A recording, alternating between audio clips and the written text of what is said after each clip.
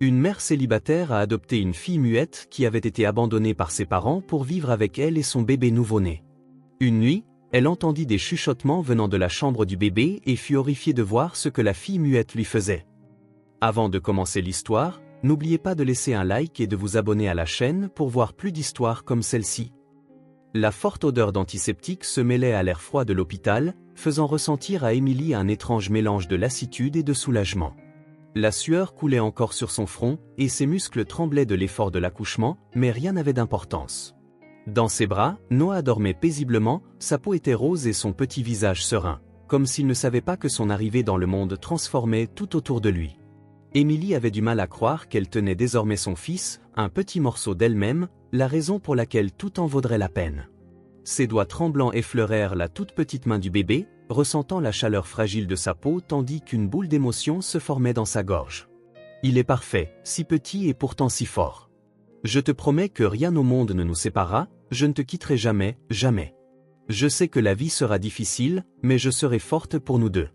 Tu grandiras entouré d'amour et tu ne manqueras de rien, car je donnerai tout ce que j'ai pour te protéger et te rendre heureux. Eric était là, mais son regard n'était pas fixé sur le bébé. Debout à côté du lit, il gardait ses mains enfouies dans les poches de son manteau, évitant tout contact avec Émilie. Son visage était tendu, et la façon dont il prenait de profondes inspirations trahissait qu'il était perdu dans des pensées qu'il n'osait pas partager. Émilie ressentit une douleur au cœur, cela n'était pas normal. Il ne souriait pas, il n'essayait pas de prendre Noah dans ses bras, il ne semblait même pas heureux de la naissance de son propre fils. C'était comme s'il était là uniquement physiquement, tandis que son esprit vagabondait vers un lieu lointain et inaccessible. « Eric, qu'est-ce qui ne va pas? C'est notre fils, tu n'es pas heureux? Ne me dis pas que quelque chose ne va pas, parle-moi, s'il te plaît. Tu es si distant, si froid, ça n'a aucun sens. C'est le moment le plus important de notre vie et tu agis comme si tu voulais être ailleurs. » Il passa sa main dans ses cheveux en détournant le regard. Lorsqu'il parla enfin, sa voix était basse et froide, comme si cela faisait longtemps qu'elle n'était pas sortie.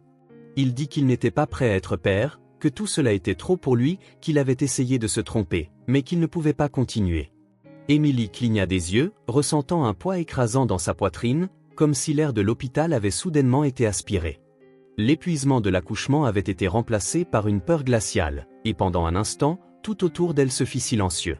« Tu es en train de dire que tu vas nous abandonner ici à l'hôpital, après tout ce que tu as juré, que nous serions ensemble dans cette épreuve.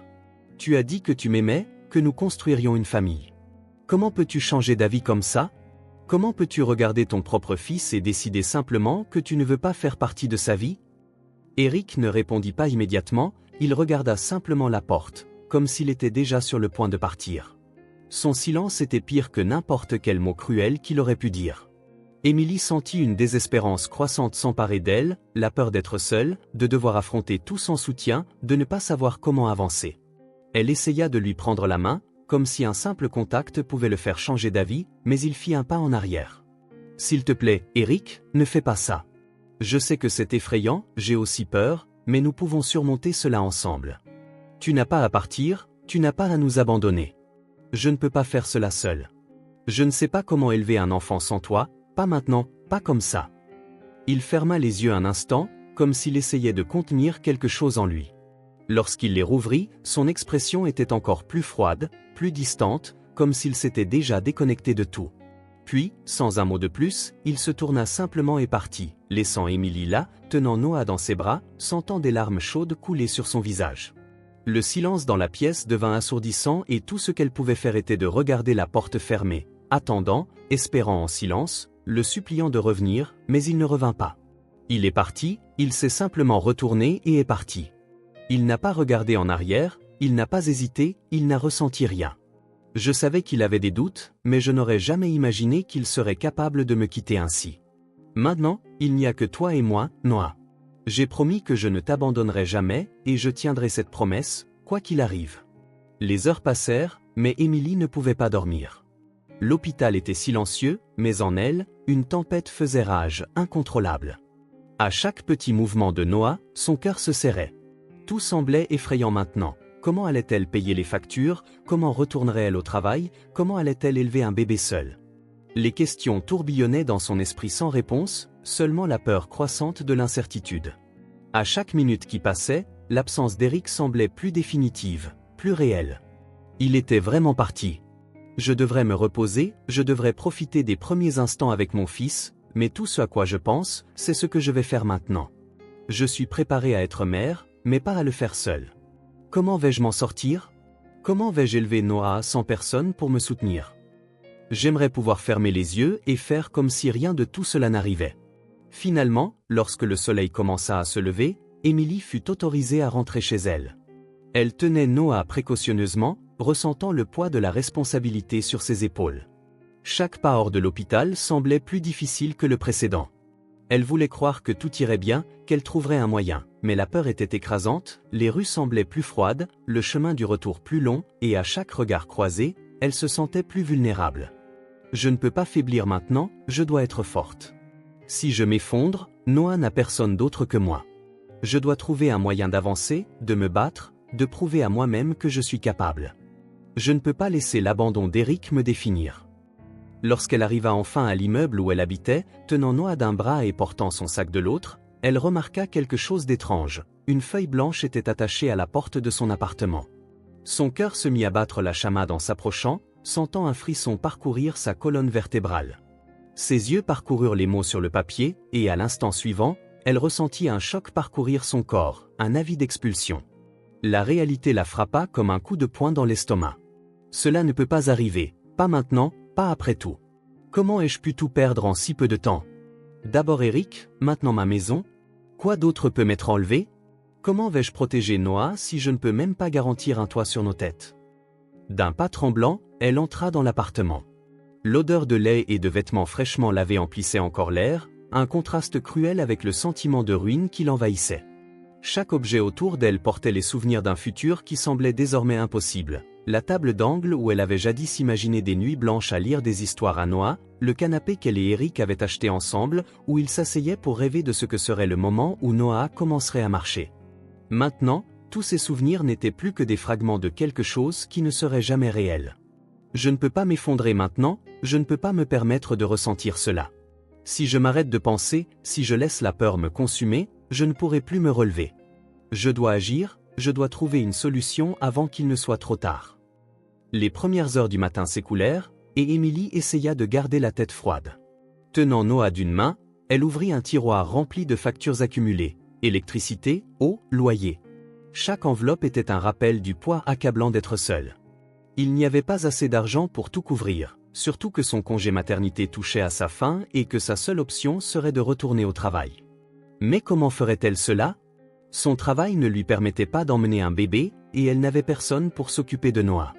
Le désespoir commença à resserrer sa poitrine comme un nœud coulant se resserrant lentement. Si je ne paie pas cela bientôt, ce ne sera pas seulement un avertissement, ils me mettront à la porte et je serai seul dans la rue avec un bébé dans les bras. J'ai besoin de plus de temps, j'ai besoin d'un plan. Mais comment puis-je trouver une solution quand tout s'effondre en même temps? Noah commença à pleurer, la ramenant à la dure réalité. Elle le berça dans ses bras, lui murmurant des mots de réconfort, mais son propre cœur battait de manière irrégulière. Le bébé avait besoin qu'elle soit forte, présente, stable, mais comment pouvait-elle l'être lorsque tout semblait s'effondrer autour d'elle? Elle essaya de lister les options dans son esprit, tout échappatoire possible. Peut-être pourrait-elle demander une avance au travail, peut-être vendre quelque chose de précieux, mais rien ne semblait suffisant. Chaque tentative de solution paraissait minime face à l'ampleur du problème. J'aimerais que tout soit différent, j'aimerais qu'Eric soit là pour partager ce fardeau, mais il a choisi de nous abandonner. Je ne peux compter sur personne d'autre que sur moi-même, mais que se passera-t-il quand je n'aurai plus la force de continuer? Les jours suivants furent une lutte constante. Emily jonglait entre nourrir Noah, changer ses couches, trier les factures et essayer de trouver une voie à suivre. Elle dormait peu, mangeait encore moins, son corps commençait à montrer des signes de fatigue, mais elle refusait de s'arrêter. Chaque minute perdue était une minute de plus vers la perte de tout. Son patron avait déjà clairement indiqué que son congé touchait à sa fin et qu'elle devait retourner au travail ou perdre son emploi, mais comment pouvait-elle travailler sans personne pour s'occuper de Noah? Il n'y avait pas de crèche disponible, aucun ami ni membre de la famille pour l'aider. La réalité était cruelle, elle était complètement seule. Je n'ai pas le choix, je dois retourner au travail, mais si je ne trouve personne pour s'occuper de Noah, comment vais-je m'en sortir? Je ne peux pas simplement le laisser ici en faisant comme si de rien n'était. Le temps passait trop vite, mais pour Emily, chaque jour ressemblait à un cycle sans fin d'épuisement et de frustration. Elle essayait de maintenir la maison en ordre, mais de plus en plus de vaisselle s'empilait dans l'évier, les vêtements étaient éparpillés sur le sol et son énergie se vidait. Noah exigeait une attention constante, et chaque pleur était un rappel qu'elle ne pouvait pas échouer, mais le poids de l'épuisement commençait à faire son effet. Ses yeux brûlaient, ses membres se sentaient faibles, et même en étant assise, elle avait l'impression de pouvoir s'effondrer à tout moment. « J'ai juste besoin d'un instant pour respirer, d'un court moment pour me reposer, mais il n'y a pas de temps pour cela, je ne peux pas me permettre ce luxe. Si je m'arrête, tout s'effondrera complètement. » Le moment inévitable arriva, c'était au milieu de la nuit, et Emily essayait de terminer un dernier calcul des factures, tenant Noah dans ses bras. Le sommeil pesait lourdement sur ses yeux, mais elle se força à continuer. Chaque chiffre était un rappel de son échec, de son incapacité à tout maîtriser.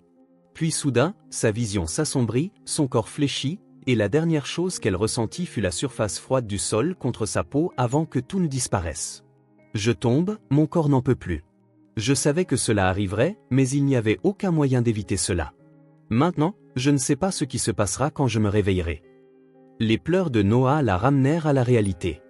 Emily ouvrit les yeux avec difficulté, ressentant une douleur pulsatile dans sa tête.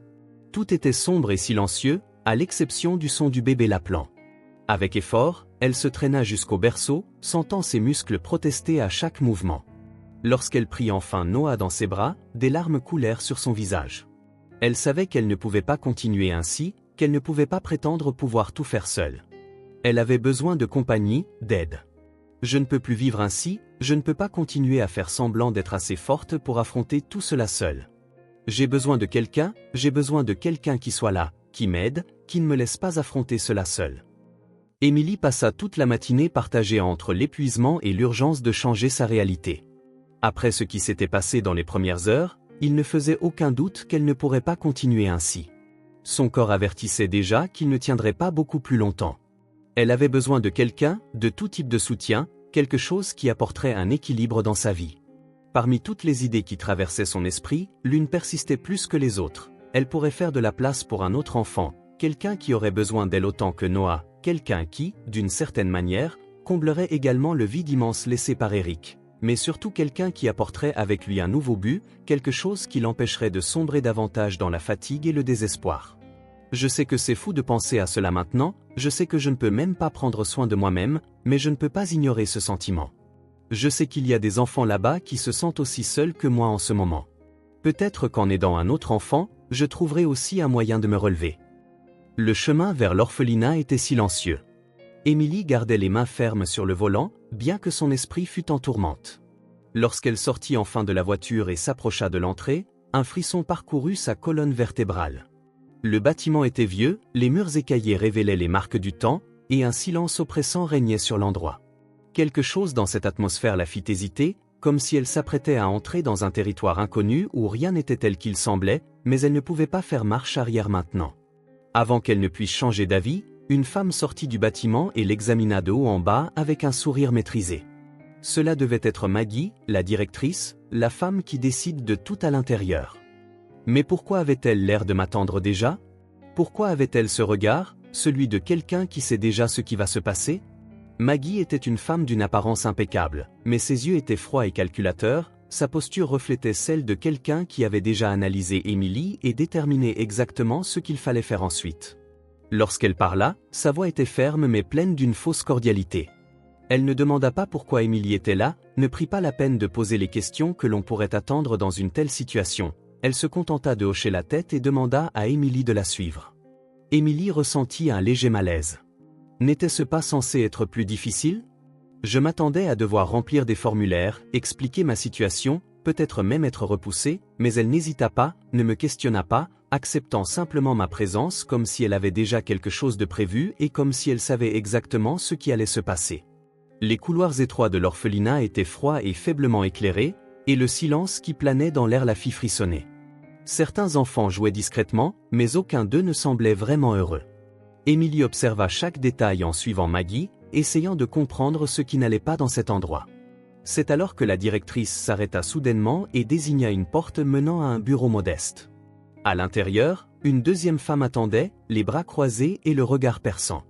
Maggie la présenta rapidement en informant Emily que c'était Sophia, responsable des processus internes de l'orphelinat. Contrairement à Maggie, Sophia ne forçait pas un sourire, ne tentait pas d'être accueillante. Elle regardait Emily comme si elle analysait chaque mot, chaque geste. Elle ne me recevait pas en tant que mère potentielle, elle m'étudiait, essayant de comprendre ce que je voulais ici, doutant peut-être même de savoir si j'étais la bonne personne pour cela. Sophia fut directe. Elle demanda pourquoi Emily était là, si elle était sûre de ce qu'elle voulait, si elle comprenait la responsabilité qu'elle prenait. Sa voix était rude, mais sa posture était étrangement passive, comme si elle savait déjà qu'Emily ne reculerait pas, comme si elle avait déjà accepté la situation avant même d'entendre la réponse. Puis, sans préambule, elle désigna la porte à côté d'elle, où un seul enfant était assis près de la fenêtre, une petite fille aux cheveux foncés, solitaire, différente des autres. Elle ne se mêlait pas, ne cherchait pas à attirer l'attention, se contentant de regarder dehors avec un air perdu. Sophia prononça son nom sans émotion, Lia. Elle semble si silencieuse, comme si elle était prisonnière d'un endroit où personne ne peut la toucher. Je sais ce que c'est que de vouloir disparaître, d'attendre que quelqu'un remarque votre présence, mais sans le courage de le demander. La femme expliqua que Lia ne parlait pas, non pas en raison d'un problème physique, mais par choix, que depuis son arrivée là, elle n'avait jamais prononcé un mot. Emily ressentit une oppression dans sa poitrine. Le silence de cet enfant semblait crier bien plus fort que n'importe quel mot. Elle s'approcha lentement, se mettant à genoux à côté d'elle, essayant de ne pas la surprendre. Pendant un moment, Lia ne sembla même pas remarquer sa présence, mais ensuite, ses yeux se tournèrent vers Emily, profonds, intenses, chargés de quelque chose qu'elle ne pouvait nommer. Elle me voyait, pas seulement en me regardant, mais en me voyant vraiment, comme si elle savait que j'étais aussi brisé d'une certaine manière, comme si elle comprenait que moi aussi, je cherchais quelque chose pour combler un vide. Sophia et Maggie échangèrent un regard, comme si elles s'étaient déjà attendues à cette réaction. Puis, étonnamment, Maggie déclara simplement qu'Emily pouvait prendre Lia ainsi, sans signature, sans processus laborieux, un accord verbal, un simple consentement suffisait. Emily hésita. Cela ne semblait pas normal, tout se passait trop vite, sans aucune bureaucratie. Elle aurait dû remettre en question cela, demander plus d'informations, mais ensuite, elle regarda de nouveau Lia et sentit qu'elle ne pouvait pas l'abandonner. Je sais que je ne peux pas comprendre tout ce que tu as vécu, et je sais que je ne peux pas promettre que tout sera parfait, mais je te promets que je ne t'abandonnerai pas. Si tu veux venir avec moi, si tu veux me donner une chance d'être ta mère, je te promets que je ne te tournerai jamais le dos. Sur le chemin du retour, Emily tenta d'ignorer le sentiment que quelque chose n'allait pas. Lia resta silencieuse, assise dans son siège d'auto, regardant par la fenêtre. Elle semblait accepter tout sans résistance, sans émotion. Qu'est-ce que cela signifiait ? Était-elle heureuse ? Se résignait-elle simplement à un autre changement qu'elle ne pouvait contrôler ?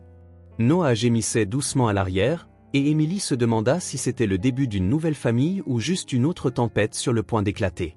Peut-être as-tu besoin de temps, le temps de t'y habituer, peut-être ne te sentiras-tu jamais complètement à l'aise, mais je veux que tu saches que cette maison est aussi la tienne, tu n'as pas besoin d'avoir peur d'être qui tu es ici. La première nuit fut le véritable test. Emily mit Noah au lit dans son berceau, tandis que Lia restait immobile près du lit, regardant le bébé d'un regard impassible. Emily l'observait de loin, ne sachant pas exactement quoi faire, comment faire en sorte qu'un enfant qui s'isolait du monde se sente accueilli, comment lui montrer que cet endroit était sûr. Le temps passait lentement, progressivement, la nuit s'empara de la maison. Emily sentit l'épuisement peser sur son corps, mais elle ne pouvait toujours pas dormir. Le silence dans la pièce voisine était profond, presque effrayant. Est-elle bien ? Est-elle à l'aise ? Aurais-je dû dire plus ? Peut-être aurais-je dû attendre plus longtemps avant de l'amener chez moi. Je ne veux pas qu'elle se sente prisonnière ici. Les premières heures de l'aube avançaient lorsque quelque chose la réveilla. Un son bas, presque imperceptible, un chuchotement. Emily ouvrit immédiatement les yeux, sentant un frisson parcourir sa colonne vertébrale. Elle se redressa dans son lit, retenant son souffle, essayant de comprendre d'où venait ce son. Son cœur battait la chamade en réalisant que cela venait de la chambre de Noah. La peur la saisit un instant, mais elle se força à bouger, traversant le couloir d'un pas précautionneux, poussant prudemment la porte de la chambre. La scène devant elle lui coupa le souffle. Que fait-elle ? Je n'arrive pas à croire ce que je vois, cela n'a aucun sens. Emily resta immobile un instant, son cœur battant dans sa poitrine, tandis que ses yeux tentaient de comprendre la scène qui se déroulait devant elle. La chambre était enveloppée d'ombre, éclairée seulement par la lueur douce de la lampe de chevet dans le coin. Lia tenait Noah dans ses bras, le berçant lentement, ses lèvres proches de son petit visage, émettant de faibles chuchotements inintelligibles. Émilie sentit un frisson lui parcourir la colonne vertébrale. Son instinct maternel la poussa à avancer immédiatement, arrachant Noah des bras de la fille avant même qu'elle ne puisse réfléchir à ce qu'elle faisait. Le bébé se tortilla dans ses bras, commençant à pleurer, tandis que Lia restait immobile, les yeux fixés sur le sol, ne montrant aucune réaction. « Que faisais-tu? Pourquoi le tenais-tu au milieu de la nuit? Tu ne devrais pas être ici. » Je ne sais pas quoi penser de tout cela. La respiration d'Émilie s'accéléra, ses mains tremblaient tandis qu'elle serrait Noah contre sa poitrine. Lia ne dit rien, elle resta simplement là immobile, sans se justifier, sans tenter d'expliquer, son visage impassible comme s'il attendait une condamnation inévitable. Émilie ne savait pas quoi ressentir, son cœur battait encore à cause du choc, de la peur irrationnelle qui s'était emparée d'elle dès qu'elle avait vu cette scène. Je ne peux pas ignorer cela, je ne sais pas ce qui s'est passé, mais quelque chose en moi me dit que je dois protéger Noah. Je sais que Lia n'est qu'une enfant, qu'elle ne lui ferait pas de mal, mais alors pourquoi est-ce que je ressens cela? Pourquoi ai-je si peur? Sans un mot de plus, Émilie quitta la pièce et retourna dans la sienne, Noah toujours dans ses bras. Le bébé pleurait doucement, peut-être en sentant la nervosité de sa mère, peut-être trouvant le mouvement brusque étrange. Elle le berça contre sa poitrine, essayant de le calmer tandis que son esprit tournait en rond, cherchant une explication logique à ce qui venait de se passer. Le temps semblait s'être arrêté. Elle regarda la porte de la chambre, sans hésiter, la verrouilla. Quelque chose en elle l'empêchait de croire que tout allait bien, que ce n'était qu'un malentendu. Je me sens terrible de faire cela, mais je ne peux pas prendre de risques, pas après tout. Je dois être sûr que Noah est en sécurité. J'ai besoin de temps pour comprendre cela avant d'agir comme si de rien n'était. Les jours suivants furent silencieux et tendus. Lia ne parlait pas, n'interagissait pas, et sa présence semblait devenir de plus en plus insignifiante dans la maison. Elle était assise à table, mais ne touchait pas à sa nourriture, passant des heures à fixer le vide, comme si elle se trouvait dans un lieu lointain, dans son propre esprit. Émilie tenta d'ignorer le malaise qui grandissait en elle, tenta d'agir avec patience, mais chaque repas refusé, chaque regard vide augmentait son inquiétude. La tension était encore plus grande la nuit. Émilie gardait Noah tout près d'elle, verrouillant la porte de la chambre sans même se rendre compte qu'elle agissait ainsi par impulsion, la peur, la culpabilité et l'épuisement se mélangeant dans son esprit, rendant difficile de distinguer ce qui était rationnel de ce qui n'était qu'un résultat de la fatigue. Le troisième jour, voyant que Lia ne mangeait toujours pas correctement et semblait plus fragile, Émilie sentit quelque chose de différent s'éveiller en elle. Ce n'était plus de l'appréhension, plus de doute, c'était un besoin véritable de comprendre cette fille, de trouver un moyen de l'atteindre. Elle s'assit à côté d'elle, lui prit la main doucement, attendant une réaction, mais Lia resta immobile, distante, comme si elle attendait quelque chose.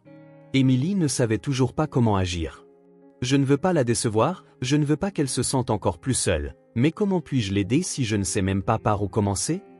Noah semblait également percevoir la tension dans la maison. Il devenait plus agité, pleurait plus que d'habitude, réclamait encore plus d'attention d'Émilie, comme s'il sentait que quelque chose n'allait pas. Le poids de tout cela commença à l'étouffer. L'appartement, qui lui avait autrefois semblé petit, paraissait maintenant claustrophobe. Le silence de Lia remplissait chaque recoin, rendant l'air plus lourd, plus difficile à respirer. Émilie se surprenait à regarder la porte de la chambre de la fille chaque nuit avant de se coucher, se demandant si elle avait tort de la garder là, si elle commettait une erreur en essayant de protéger Noah de cette manière. Je ne peux pas continuer ainsi. Je dois découvrir ce qui s'est passé, je dois comprendre ce qui se passe avec elle. Mais comment puis-je faire cela quand je ne peux même pas la regarder sans avoir peur? Cette nuit-là, avant de se renfermer à nouveau dans sa chambre, Émilie fit quelque chose de différent. Elle laissa la porte déverrouillée. Elle ne savait pas exactement pourquoi. Peut-être voulait-elle se tester, peut-être voulait-elle voir si Lia tenterait de s'approcher d'elle à nouveau, peut-être était-elle tout simplement trop fatiguée pour continuer ce cycle de paranoïa et de culpabilité. Elle se coucha avec Noah à ses côtés et attendit. La nuit s'étira, le silence envahit la maison, et Émilie ferma enfin les yeux pour la première fois depuis des jours. Elle dormit sans se réveiller en sursaut. Mais lorsqu'elle ouvrit les yeux aux premières heures, elle sentit un frisson lui parcourir la colonne vertébrale. Lia se tenait dans l'embrasure de la porte, la regardant dans le noir. Elle est là, debout, ne disant rien, me regardant. Je devrais dire quelque chose, mais je n'y arrive pas. Que veut-elle? Que dois-je faire maintenant? Les jours passés dans la maison étaient devenus insupportables. Le silence de Lia était comme une attente constante, et la culpabilité d'Emily ne faisait qu'augmenter à chaque regard vide qu'elle recevait de la fille. Noah continuait à réclamer de l'attention, mais lui aussi semblait ressentir la tension qui planait dans l'air. Emily essayait d'agir naturellement, mais la peur et l'épuisement rendaient tout plus difficile. C'était comme s'ils étaient prisonniers d'un cycle sans fin, d'un environnement suffocant où personne ne savait comment faire le premier pas pour briser cette barrière invisible. C'est alors qu'Emily décida de quitter la maison. Peut-être qu'un peu d'air frais l'aiderait, peut-être qu'en s'éloignant des murs qui portaient le poids de cette dernière semaine, les choses paraîtraient un peu moins effrayantes. Je dois essayer, nous ne pouvons pas continuer à vivre ainsi si nous restons enfermés dans ce silence encore plus longtemps. J'ai peur de ce qui va m'arriver, à elle et à Noah. Emily serra le volant fermement en conduisant, son regard fixé sur la route, mais son esprit était ailleurs. Le silence à l'intérieur de la voiture était suffocant, brisé seulement par les doux bruits de Noah à l'arrière. Lia était à côté de lui, silencieuse, regardant le paysage défiler sans expression. Emily ressentait la même agitation qu'à l'accoutumée, mais cette fois mêlée à une nouvelle inquiétude. Depuis cette nuit où elle l'avait trouvé dans la chambre de Noah, tout avait changé. La peur initiale s'était transformée en culpabilité et en confusion. Désormais, elle voyait une fille encore plus renfermée qu'avant, plus fragile, plus distante. Ce n'était pas seulement le silence qui dérangeait Emily, c'était le sentiment qu'elle repoussait Lia au lieu de la protéger.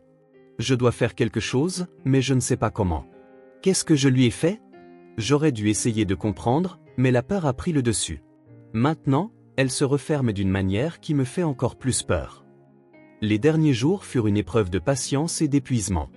Lia évitait tout contact, ne touchait pas à sa nourriture et refusait toute tentative de conversation. Emily essayait de ne pas la mettre sous pression, mais chaque jour qui passait sans un mot faisait de l'inquiétude un fardeau insupportable. Noah aussi ressentait le changement dans la maison, il pleurait davantage, réclamait plus de temps sur les genoux, comme s'il pouvait sentir la tension dans l'air. Emily passait ses nuits éveillée, verrouillant la porte de la chambre, dormant peu et nourrissant une peur irrationnelle, mais le regard vide de Lia la tourmentait encore plus que les nuits sans sommeil. Je pensais que protéger Noah était la chose la plus importante, mais qu'en est-il de Lia? Elle a aussi besoin de moi. Si cela continue ainsi, je ne sais pas ce qui va lui arriver. C'est pourquoi elle décida de les emmener au parc. Ils avaient besoin de sortir de cet environnement étouffant, de respirer un peu, d'essayer de trouver un nouveau départ. Le parc était calme, avec des arbres dispersés et une petite aire de jeu pleine d'enfants. Emily gara la poussette de Noah à côté du banc et s'assit.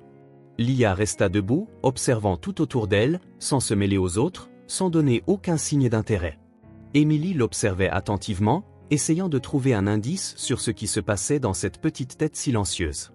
Si je ne fais rien, cette distance entre nous ne fera que grandir, mais comment puis-je lui parler alors que je ne sais même pas si elle veut m'écouter? Noah commença à agiter ses petits bras, agités dans la poussette. Emily le prit dans ses bras et regarda Lia, la fille ne se retourna même pas. Emily soupira et commença à marcher lentement dans le parc, s'arrêtant près d'un petit étang où nageaient quelques canards. La brise était douce, le bruit des feuilles en mouvement était presque apaisant. Elles restèrent là un moment, jusqu'à ce qu'Emily entende un son différent, une voix douce et hésitante. Pendant un instant, elle pensa s'être fait des idées, mais ensuite Lia répéta, d'une voix presque inaudible, « Je faisais semblant d'être muette. » Emily ressentit un frisson, c'était la première fois qu'elle entendait la voix de la fille. Ce n'était pas un chuchotement apeuré, mais une confession chargée d'un poids qu'elle ne pouvait ignorer. Son cœur s'emballa, mais elle se força à rester calme. Après tout, elle parlait, mais pourquoi? Pourquoi faisait-elle semblant d'être muette? Qu'est-ce qu'on lui avait fait pour qu'elle pense que c'était sa seule option? Lia ne la regardait pas, ses doigts jouaient nerveusement avec l'ourlet de son manteau pendant qu'elle parlait, comme si elle avait peur d'être interrompue, mais maintenant qu'elle avait commencé, elle semblait incapable de s'arrêter. À l'orphelinat, ceux qui parlaient trop souffraient. J'appris très tôt qu'il valait mieux rester silencieux. Lorsque je suis arrivé, j'ai demandé après ma mère, demandé quand elle reviendrait, mais personne n'aimait cela. Une fois, un des garçons plus âgés m'a dit que si je continuais à parler, il me ferait disparaître. Je ne savais pas ce que cela signifiait, mais j'ai cessé de poser des questions. Puis, un soignant m'a entendu pleurer la nuit et m'a dit que des enfants comme moi n'avaient aucune raison de pleurer parce que personne ne se souciait d'eux, alors j'ai arrêté de pleurer.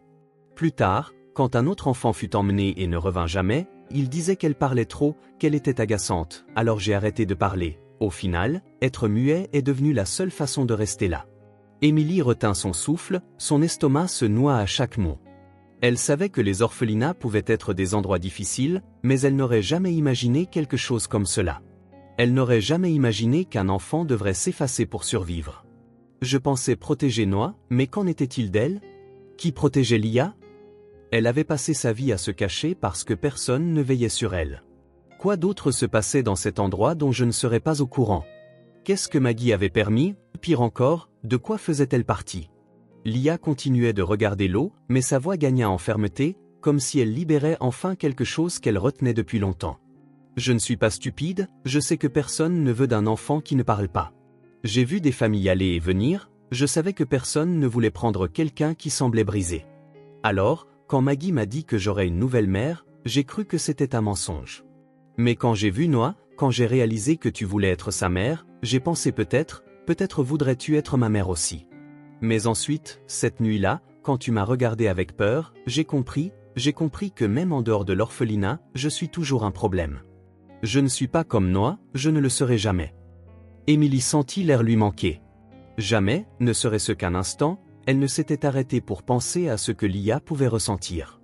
Elle n'avait jamais envisagé ce que cette nuit aurait pu être vu à travers ses yeux, et maintenant tout prenait sens. La peur, le silence, l'apathie.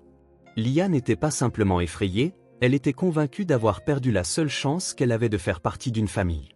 Je pensais protéger Noah, mais qu'en était-il d'elle? Émilie s'agenouilla à côté de la fille, posant doucement ses mains sur ses épaules. Elle voulait qu'elle la regarde pour voir la vérité dans ses yeux, mais Lia gardait le regard fixé sur le lac, comme si elle avait encore peur de croire. Émilie prit une profonde inspiration et dit de toute la fermeté dont elle pouvait faire preuve, « J'ai commis une erreur et je le sais, mais tu dois comprendre une chose, tu appartiens ici. Je ne peux pas changer ce qui s'est passé dans le passé, mais je peux te promettre une chose, désormais, tu n'as plus besoin de te cacher, tu n'as plus besoin d'avoir peur, et je ne vais nulle part. » Lia resta silencieuse et Émilie respecta cela, mais après un long moment, la fille hocha la tête. Elle ne dit rien d'autre, mais Émilie sentit que quelque chose avait changé en elle. Petit, subtil, mais réel. Pour la première fois, Lia ne ressemblait plus à un fantôme dans cette maison. Elle semblait être quelqu'un qui voulait, d'une certaine manière, trouver un nouveau départ. Mais en même temps, une nouvelle peur grandissait en Émilie. Si tout ce que disait Lia était vrai, alors qu'est-ce qui se passait réellement dans cet orphelinat et quel rôle jouait Maggie dans tout cela? Je pensais aider en la sortant de là, mais qu'en était-il des autres enfants? Que leur arrivait-il? Quoi d'autre se cachait derrière cet endroit? Le vent soufflait doucement dans le parc et Émilie sut à cet instant qu'elle avait besoin de réponses. Quelque chose en elle lui disait qu'elle ne pouvait tout simplement pas ignorer cela, qu'il se passait quelque chose de très mauvais à l'orphelinat. Si Maggie en faisait partie, alors ramener Lia à la maison n'était que le début de quelque chose de bien plus grand, et désormais il n'y avait pas de retour en arrière. Émilie conduisait en silence, les yeux fixés sur la route, mais son esprit était envahi par les mots de Lia. Chaque phrase prononcée par la fille résonnait dans sa tête, formant une toile de doute et d'inquiétude qu'elle ne pouvait ignorer. Tout ce qu'elle avait entendu dans le parc lui fit réaliser qu'il y avait plus derrière l'orphelinat que ce qu'elle avait imaginé. La façon dont Lia parlait de s'effacer pour éviter d'être punie, la façon dont d'autres enfants disparaissaient sans explication. Émilie ressentit un frisson dans le dos, il y avait quelque chose de très mauvais là-bas, quelque chose que Maggie cachait. Je ne peux pas faire semblant de n'avoir rien entendu.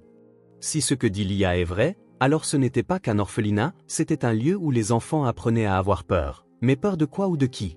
Sur la banquette arrière, Lia resta silencieuse, comme toujours. Mais maintenant Émilie voyait les choses différemment, ce n'était pas une enfant distante par choix, c'était une fille entraînée à être invisible, à ne pas attirer l'attention, ce qui la fit serrer plus fort le volant. Elle prit sa décision, il lui fallait retourner à l'orphelinat, regarder Maggie dans les yeux et exiger des réponses. Quelque chose lui disait que si elle ne le faisait pas maintenant, elle n'aurait jamais le courage de le faire. J'ai promis à Lia qu'elle n'aurait plus jamais à avoir peur, mais comment puis-je garantir cela si je ne sais pas ce qui rôde encore dans son passé? Le bâtiment de l'orphelinat apparut devant elle, entouré des mêmes murs et des portails verrouillés. Émilie se gara, prit une profonde inspiration et sortit de la voiture. Lia hésita un instant avant de suivre alors qu'elle franchissait les portails. Émilie ressentit un frisson lorsqu'elle remarqua que les quelques enfants jouant dans la cour s'étaient arrêtés net en voyant Lia. Certains détournèrent simplement leur regard, tandis que d'autres chuchotaient entre eux. C'était un comportement discret mais chargé de sens, il y avait de la peur dans leurs yeux. Émilie déglutit difficilement. Ce n'est pas normal, les enfants ne devraient pas réagir ainsi en voyant quelqu'un qui a vécu ici. Pourquoi semble-t-il terrifié? Émilie prit la main de Lia et entra. Le couloir était vide, à l'exception de l'écho de pas lointain. L'atmosphère était froide, presque oppressante, et Émilie ressentit un poids dans sa poitrine en avançant vers le bureau de Maggie. À son arrivée, elle frappa fermement à la porte. Le temps de l'hésitation était révolu. Maggie répondit presque immédiatement, son expression demeurant impassible en la voyant. Son sourire poli ne parvenait pas à atteindre ses yeux. « Émilie, quelle surprise, je ne m'attendais pas à te voir si tôt. Quelque chose s'est-il passé avec Lia ?» Émilie resta ferme, croisa les bras et regarda directement la femme, essayant de déchiffrer la moindre réaction sur son visage. « Lia m'a raconté certaines choses sur cet endroit, des choses qui me préoccupent. Elle faisait semblant d'être muette parce qu'elle avait peur de parler. Elle m'a dit que les enfants qui parlent trop disparaissent. Peux-tu m'expliquer ce que cela signifie ?» Maggie cligna lentement des yeux. Pendant un instant, son sourire sembla vaciller, mais bientôt elle se ressaisit. « Comme c'est absurde, les enfants ici sont bien pris en charge. Si Lia dit ces choses, c'est probablement parce qu'elle est confuse. L'orphelinat peut être un endroit difficile à appréhender, et certains enfants inventent des histoires pour justifier ce qu'ils ressentent. » Émilie sentit la colère monter en elle. Les mots étaient doux mais froids, répétés comme si Maggie était déjà habituée à ce genre de questions, mais Émilie ne se laissa pas berner. Elle regarda Lia et remarqua que la fille baissait le regard, serrant les poings. Quelque chose dans cet échange la dérangeait. « Tu peux tout nier, Maggie, mais je vois de la peur dans les yeux des enfants là-bas. J'ai vu la façon dont ils regardent Lia, comme si c'était un fantôme. Ce n'est pas normal. Peux-tu m'expliquer pourquoi ?» Le sourire de Maggie disparut complètement. Elle se pencha légèrement, posant ses mains sur le bureau. « Émilie, je te suggère de partir. Lia ne fait plus partie de cet orphelinat, et franchement, il n'y a rien que tu doives savoir sur ce qui se passe ici. Si tu continues à insister sur ces histoires, je pourrais très bien reconsidérer son adoption. Après tout, si tu penses que cet endroit est si mauvais, pourquoi es-tu venu chercher un enfant d'ici ?» Émilie sentit un nœud se former dans sa gorge. C'était une menace voilée. Maggie lui donnait un avertissement clair. Si elle continuait à fouiller, elle pourrait perdre Lia. Mais au lieu de se laisser intimider, cela ne fit que renforcer sa certitude que quelque chose de bien plus profond était caché là. Elle essaie de me faire reculer, mais cela prouve seulement que je suis sur la bonne piste. S'il n'y avait rien de mal, elle n'aurait pas besoin de me menacer. Émilie se leva et prit la main de Lia. « J'en ai assez entendu, mais tu ne me duperas pas, Maggie. Si je découvre que tu caches quelque chose, je reviendrai et je ne serai pas seule. » Sans attendre de réponse, elle se retourna et partit, sentant le regard glacial de la directrice brûler son dos. Elle traversa le couloir, la tête haute, essayant d'ignorer le poids de cette conversation, mais quand elle arriva dans la cour, elle ressentit un frisson inattendu parmi les enfants qui jouaient. L'un d'eux s'était complètement arrêté et la regardait directement. C'était un garçon maigre aux yeux écarquillés, ses lèvres bougeaient légèrement comme s'il murmurait quelque chose qu'Émilie ne pouvait pas comprendre. Puis, avant qu'elle ne puisse réagir, il s'approcha de Lia et lui chuchota quelque chose doucement à l'oreille. Le corps de Lia se raidit immédiatement, elle ne répondit pas, elle baissa simplement la tête et serra fortement la main d'Émilie. Émilie regarda autour, remarquant que certains des autres enfants observaient, certains avaient une expression vide, d'autres semblaient inquiets. Quelque chose n'allait pas. Émilie se pencha légèrement vers Lia. « Qu'a-t-il dit ? Ça va ? J'ai besoin de savoir ce que c'était. » Lia prit un moment, puis chuchota enfin. Il a dit de ne pas faire confiance à la directrice. Le sang d'Émilie se glaça, ses soupçons étaient fondés et désormais, il n'y avait aucun moyen d'ignorer ce qui se passait dans cet endroit. Émilie reprit la route pour rentrer chez elle, l'esprit en tourmente, les mots de Lia résonnant à chaque seconde. Il m'a dit de ne pas faire confiance à la directrice, de faire attention à qui, à quoi. La manière dont Maggie avait réagi à ces questions, la façon dont les enfants évitaient de parler de l'orphelinat et le regard effrayé qu'elle rencontrait partout montraient clairement que quelque chose de très grave se passait là. Émilie savait qu'elle ne pouvait tout simplement pas ignorer cela, mais en même temps, elle ressentait un poids dans sa poitrine. Si Maggie était prête à aller si loin pour cacher quelque chose, que pourrait-elle faire ensuite? Émilie serra le volant, sentant la tension se propager dans tout son corps. Je pensais pouvoir résoudre cela simplement en emmenant Lia hors de là, mais maintenant je vois que c'est bien plus grand que je ne le pensais. Je ne peux plus prétendre ne pas remarquer, mais jusqu'où Maggie peut-elle aller pour s'assurer que je garde le silence? Sur la banquette arrière, Lia resta silencieuse, les yeux fixés sur la fenêtre, ne montrant aucun signe d'émotion depuis le moment où elles avaient quitté l'orphelinat. Elle n'avait pas prononcé un mot de plus. Émilie ressentit une oppression dans sa poitrine chaque fois qu'elle regardait la fille, se souvenant de la façon dont elle avait tremblé au moment où elle avait entendu ces mots du garçon, mais maintenant, Lia semblait s'être renfermée sur elle-même à nouveau, comme si elle essayait de disparaître. Émilie se gara, prit Noah dans ses bras et regarda Lia, attendant que la fille sorte de la voiture. Lia hésita un instant, serrant fermement son sac à dos, avant de finalement sortir. Émilie soupira en verrouillant la porte derrière elle, ressentant un étrange besoin de se protéger. Si Maggie était prête à tout nier, que pouvait-elle faire d'autre pour couvrir ce qui se passait dans cet endroit? Elle n'allait pas laisser passer ça. La nuit tomba lourdement sur la maison. Émilie essaya de maintenir la routine habituelle, elle prépara un dîner simple et insista pour que Lia mange au moins un peu. Noah s'endormit tôt, mais le silence à l'intérieur de la maison semblait plus dense que jamais. Émilie n'arrivait pas à se débarrasser de cette agitation, quelque chose n'allait pas. Lorsqu'elle se coucha enfin, elle prit son téléphone et vérifia ses messages en espérant une mise à jour sur l'adoption de Lia, mais ce qu'elle vit fut bien pire. Il y avait une notification officielle, froide et objective. Adoption contestée, conditions inadéquates pour élever 2 enfants, Lia doit retourner à l'orphelinat jusqu'à nouvelle décision de justice. Émilie sentit un frisson parcourir son dos, sa vision se troubla un instant alors qu'elle tentait d'assimiler ces mots. Non, cela ne peut pas arriver, cela ne peut pas arriver maintenant. Son cœur s'emballa, ses mains tremblèrent, elle se redressa dans son lit, sentant son souffle lui manquer pendant quelques instants. La seule explication était Maggie, c'était elle derrière tout cela. Après la visite à l'orphelinat, après les questions, elle se vengeait de la seule manière dont elle pouvait affecter directement Émilie. Émilie se leva immédiatement, sentant un désespoir grandissant.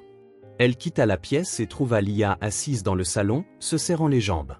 La fille remarqua son expression et se tendit, comme si elle savait déjà qu'il s'était passé quelque chose de grave. Émilie s'agenouilla à côté d'elle, essayant de garder sa voix stable, mais l'émotion débordait dans chaque mot. « Lia, j'ai besoin que tu m'écoutes. Maggie essaie d'inverser l'adoption, elle veut que tu retournes à l'orphelinat. » Les yeux de Lia s'agrandirent, tout son corps se raidir, elle secoua la tête vigoureusement pour refuser, comme si l'idée même était impossible. Sa voix sortit en tremblant, chargée de désespoir. « Je ne peux pas retourner, je ne peux pas. Tu avais dit que tu me protégerais. » Émilie sentit un nœud se former dans sa gorge, elle toucha les mains froides de Lia pour essayer de la calmer. La peur dans les yeux de la fille était quelque chose qu'elle n'avait jamais vu auparavant. Pour la première fois, Émilie comprit l'ampleur de la terreur que représentait l'orphelinat. « Et je vais me battre pour toi, Lia. Je ne les laisserai pas t'emporter loin de moi, mais j'ai besoin que tu me fasses confiance, que tu restes forte. » Émilie savait mieux que quiconque ce que cela signifiait d'être arrachée à un foyer.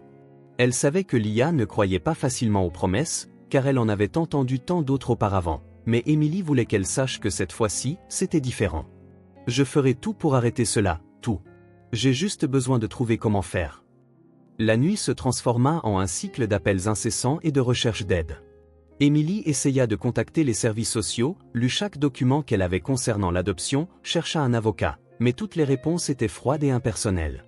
Le processus serait long, rien n'était garanti, si la contestation était acceptée, Lia pourrait être retirée de sa garde à tout moment. Émilie sentit le poids de l'impuissance l'écraser. C'était comme si elle luttait contre quelque chose de bien plus grand qu'elle. Si Maggie a suffisamment d'influence pour faire cela, alors il faut que je trouve quelque chose pour l'arrêter. Mais comment puis-je vaincre quelqu'un qui a le système de son côté? Les premiers rayons de soleil perçaient les rideaux quand Émilie se laissa enfin s'allonger un moment. Son corps fatigué suppliait de se reposer, mais son esprit ne voulait pas s'éteindre, son cœur battait encore dans sa poitrine. Elle regarda Noah dormir paisiblement dans le berceau à côté d'elle, puis la porte entr'ouverte où Lia dormait, recroquevillée dans son lit. Émilie voulait croire que tout irait bien, mais une sensation d'inquiétude lui disait que les choses allaient empirer et que cela ne tarderait pas à arriver. Le son de coups à la porte la réveilla en sursaut. Instantanément, son corps réagit avant son esprit, et elle se leva, ressentant la même appréhension que la nuit précédente. Lia apparut dans le couloir, ayant l'air aussi tendu qu'elle-même. Émilie s'approcha de la porte, essayant de rester calme, mais dès qu'elle l'ouvrit, l'air lui manqua. Devant elle se tenait Eric, l'homme qui l'avait abandonné à l'hôpital, le père de Noah. Émilie sentit son sang se glacer et sa première réaction fut de vouloir claquer la porte devant lui, mais Eric s'accrocha au cadre pour l'en empêcher. Il sourit cyniquement, comme s'il ne faisait qu'une visite anodine, comme si rien ne s'était passé. Émilie, ça fait un moment, n'est-ce pas? Sa voix était douce, mais Émilie connaissait ce ton, elle connaissait ce regard. Au fond d'elle, elle sut immédiatement qu'il n'était pas là par hasard. Il était là parce qu'il savait pour l'adoption contestée, il était là parce qu'il voulait quelque chose, et cela ne pouvait signifier qu'une seule chose. Le vrai problème ne faisait que commencer. Émilie était paralysée, les yeux fixés sur Eric, comme si elle essayait encore de comprendre si cela était réel ou juste un autre de ses pires cauchemars. Il était là, sur son seuil, après des mois d'absence, après l'avoir quitté à l'hôpital, comme si elle n'avait compté pour rien, et maintenant, sans aucune honte ni hésitation, il était revenu, comme s'il avait un quelconque droit sur Noah, comme si tout ce qu'il avait fait pouvait être effacé par une simple apparition. Émilie sentit la colère monter dans sa poitrine, brûlant sa gorge, mais elle dut prendre une profonde inspiration pour ne pas perdre le contrôle. Tu m'as quitté, tu nous as laissés seuls au pire moment, et maintenant tu réapparais comme si de rien n'était. Que veux-tu vraiment, Eric? Eric inclina la tête sur le côté, avec le même sourire froid toujours aux lèvres, comme s'il savait déjà exactement comment cette conversation se déroulerait. Il croisa les bras, observant Émilie comme s'il étudiait ses réactions, comme s'il contrôlait la situation. Je veux ce qui m'appartient, Émilie. Je veux mon fils, et tu n'es pas en mesure de l'élever. J'ai déjà déposé une demande de garde pour lui. Le ventre d'Émilie se noua un instant, tout autour d'elle semblait tourner, son corps se tendit et son cœur battait si fort qu'elle pouvait à peine respirer, comme si quelqu'un avait arraché le sol sous ses pieds. Elle tenta de comprendre ces mots, de trouver un sens, mais elle ne pouvait qu'entendre la panique s'emparer d'elle. Cela ne peut pas arriver, il ne peut pas faire ça, il n'a aucun droit.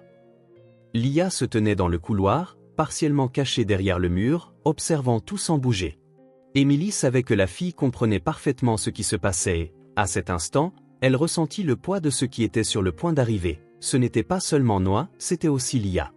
Elle était sur le point de perdre les deux enfants en même temps. Tu ne peux pas simplement arriver ici et décider que maintenant tu veux être père, Eric. Tu n'as jamais voulu cela auparavant. Qu'est-ce qui a changé? Pourquoi maintenant? Eric soupira, comme s'il était fatigué de cette conversation, comme si la patience qu'il prétendait avoir touché à sa fin. Il fit un pas en avant, réduisant la distance entre eux, et dit « Parce que maintenant, j'ai quelque chose à prouver, et toi, tu es complètement déstabilisé. L'adoption contestée, cela dit tout, tu n'as pas les conditions émotionnelles pour t'occuper à la fois d'un bébé et d'un enfant. » Émilie sentit une oppression dans sa poitrine. Maintenant, tout prenait sens. Il savait pour l'adoption de Lia, il savait que Maggie essayait de tout inverser et qu'il utilisait cela pour faire pression sur elle.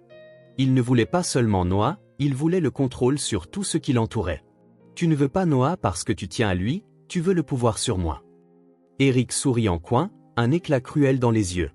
Si j'étais toi, Émilie, je commencerais à préparer mes adieux, car quand ce processus sera terminé, il ne te restera plus rien. Émilie sentit son corps s'affaiblir.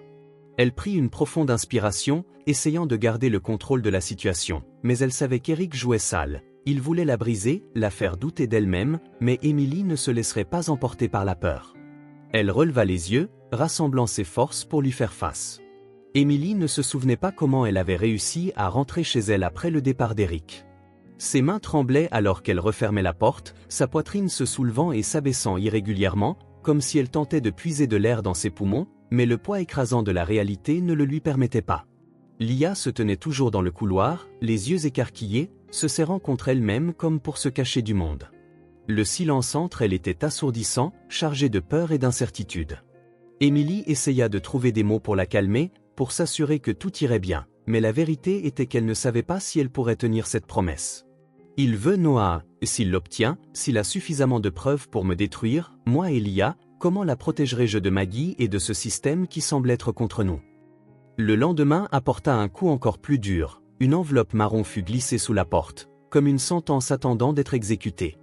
Émilie ramassa le papier, les mains tremblantes, déchirant rapidement le bord, ressentant son poids même avant de le lire. Ses yeux parcoururent le document et l'air sembla lui manquer. Contestation de la garde de Noah par le tribunal de la famille Eric Thompson. C'était officiel.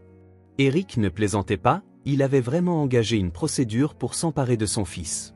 Émilie ferma les yeux un instant, essayant de contenir la panique qui menaçait de la submerger complètement. Si je perds Noah, que me restera-t-il? Il ne peut pas faire ça, il m'a abandonné, il n'a jamais voulu être père. Comment quelqu'un comme lui peut-il simplement se présenter et exiger des droits qu'il n'a jamais voulu exercer?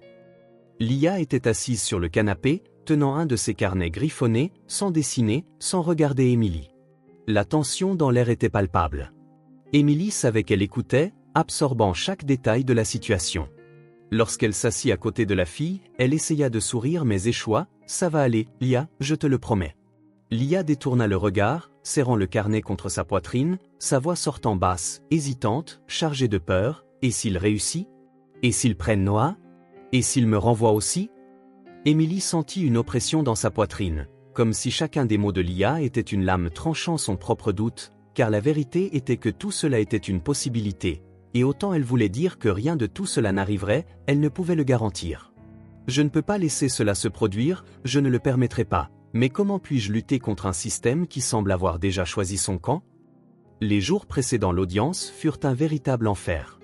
Émilie ne pouvait pas dormir, ne pouvait pas manger correctement, ses pensées tournaient autour d'un seul objectif, prouver quelle était la meilleure option pour Noah, convaincre un juge qu'Eric ne méritait pas la garde. Elle passa en revue tous les documents, chercha toute preuve de son abandon, tout ce qui pourrait la renforcer devant le tribunal, mais la peur était toujours présente, s'insinuant dans son esprit à chaque fois que Noah pleurait, à chaque fois que Lia la regardait avec incertitude. Émilie sentait que le temps lui était compté. Si je perds, je n'aurai pas le temps de me remettre, je n'aurai plus rien. Je ne peux pas échouer. Lorsque le jour de l'audience arriva enfin, Émilie eut l'impression qu'elle se dirigeait vers sa propre exécution. Le tribunal était un bâtiment froid et impersonnel où des vies étaient décidées par des personnes qui ne connaissaient pas leurs histoires. Émilie tenait Noah dans ses bras et Lia était à ses côtés, plus silencieuse que jamais. Dès qu'elles entrèrent dans la salle d'audience, Émilie vit Eric déjà assis de l'autre côté de la table, impeccablement vêtu, le regard chargé de confiance, comme s'il savait qu'il avait déjà gagné. Le juge entra et la séance commença. Les arguments furent présentés. L'avocat d'Eric souligna le manque de stabilité émotionnelle d'Émilie, le fait qu'elle avait adopté un enfant tout en s'occupant encore d'un bébé, alléguant qu'elle n'était pas apte à élever les deux. Émilie se défendit en déclarant qu'elle n'avait jamais été seule dans cette lutte, que Noah et Lia étaient sa famille et qu'Eric n'avait jamais été présent auparavant, mais quelque chose dans le regard du juge indiquait qu'il n'était toujours pas convaincu. Émilie sentit la sueur froide couler dans son dos. « S'il ne me croit pas, je n'ai aucune chance, quoi que je dise. S'il a déjà pris une décision, je suis perdu. » C'est alors qu'Eric décida de jouer son dernier atout. Il se leva calmement, ajusta sa veste et sourit. « Votre honneur, j'aimerais appeler un témoin pour clarifier certaines questions concernant la capacité de mademoiselle Émilie à s'occuper de ses enfants. » Émilie fronça les sourcils. Confuse, elle ne connaissait aucun témoin, personne ne pouvait témoigner contre elle, lorsque soudain les portes de la salle d'audience s'ouvrirent et une silhouette familière entra dans la pièce. Maggie. Émilie sentit un choc parcourir son corps, comme si l'air avait été aspiré de la pièce. Maggie s'avança vers le banc des témoins, sa posture rigide et son regard froid, comme si elle était là uniquement pour confirmer quelque chose qui avait déjà été décidé. Émilie eut un goût amer dans la bouche. C'était ça, tout avait été planifié depuis le début, Eric et Maggie étaient de connivence. Le juge posa les questions et Maggie répondit sans hésiter. Elle parla de l'adoption de Lia, mentionna les difficultés émotionnelles d'Émilie, dit qu'elle avait pris une décision précipitée en ramenant à la maison un enfant ayant un passé traumatique sans être correctement préparé. Chaque mot était comme un couteau planté dans Émilie. Mais ensuite Maggie dit quelque chose qui changea tout. « Je crois que M. Thompson est un père plus stable pour Noah. Après tout, il a les ressources nécessaires, et de plus, je sais que lui et moi pouvons parvenir à un accord qui bénéficie à tout le monde. » La salle d'audience se tut. Émilie cligna des yeux, essayant de comprendre ces mots. Un accord? Qu'est-ce que cela signifiait? C'est alors qu'Eric sourit, comme s'il savait déjà qu'il avait gagné. « Oui, votre honneur, j'ai bien l'intention de m'occuper de mon fils. Mais bien sûr, tout a un prix, et mademoiselle Maggie et moi avons quelques comptes non réglés. Je suis sûr que nous pourrons régler cela sans aucun problème. » Émilie sentit son estomac se nouer. C'était ça. Eric voulait vraiment Noah, parce qu'il l'aimait, il voulait de l'argent, il voulait utiliser la garde de son propre fils pour extorquer Maggie, et Maggie, à son tour, voyait cela comme une opportunité d'éliminer Émilie et de garder ses secrets enfouis. Elle voulait crier, elle voulait se lever et les accuser devant tout le monde, mais le regard froid d'Eric et l'expression cynique de Maggie lui firent réaliser quelque chose de terrible. Si elle perdait le contrôle maintenant, elle perdrait tout. Émilie prit une profonde inspiration, avalant sa haine, son désespoir et sa peur, et pour la première fois depuis le début de cette bataille, elle se rendit compte de quelque chose d'important. Elle n'avait pas besoin de gagner le combat à cet instant, elle avait juste besoin d'une chance de les démasquer, une chance de renverser la situation, et désormais, tout dépendait de la prochaine étape qu'elle prendrait. Émilie quitta le palais de justice, les pas hésitants, la tête qui tournait, comme si chaque mot prononcé dans cette salle avait vidé le peu d'espoir qui restait en elle. L'air semblait lourd, comme si chaque respiration demandait un effort. Lia marchait à ses côtés, pressant ses mains contre sa poitrine, le regard fixé sur le sol, son silence en disant plus que tout. Émilie voulait dire quelque chose, voulait dire que tout irait bien, qu'elle trouverait une issue. Mais comment pouvait-elle mentir alors qu'elle sentait qu'elle était sur le point de tout perdre? Si je ne peux pas prouver qu'Eric ment, si Maggie continue de le protéger, je n'aurai pas le choix. Ils prendront Noah et, quand ils se rendront compte qu'ils ne peuvent pas me contrôler, ils trouveront un moyen de prendre Lia aussi. Dès qu'ils furent rentrés, Émilie jeta les clés sur la table et s'effondra sur le canapé, sentant son corps céder sous la fatigue accumulée. Noah dormait dans le berceau à côté d'elle, ignorant le chaos qui l'entourait, et Lia restait debout près de la porte, comme si elle attendait quelque chose, comme si elle savait que cette guerre n'était pas encore terminée. Émilie se massait les tempes en essayant de dissiper le mal de tête lancinant, mais elle ne pouvait ignorer l'urgence de la situation. Il faut agir maintenant, il me faut des preuves. Si je ne trouve rien contre Eric, il me détruira, et je ne peux pas laisser cela arriver sans perdre encore plus de temps. Elle attrapa son téléphone et appela son avocat, cherchant une solution rapide.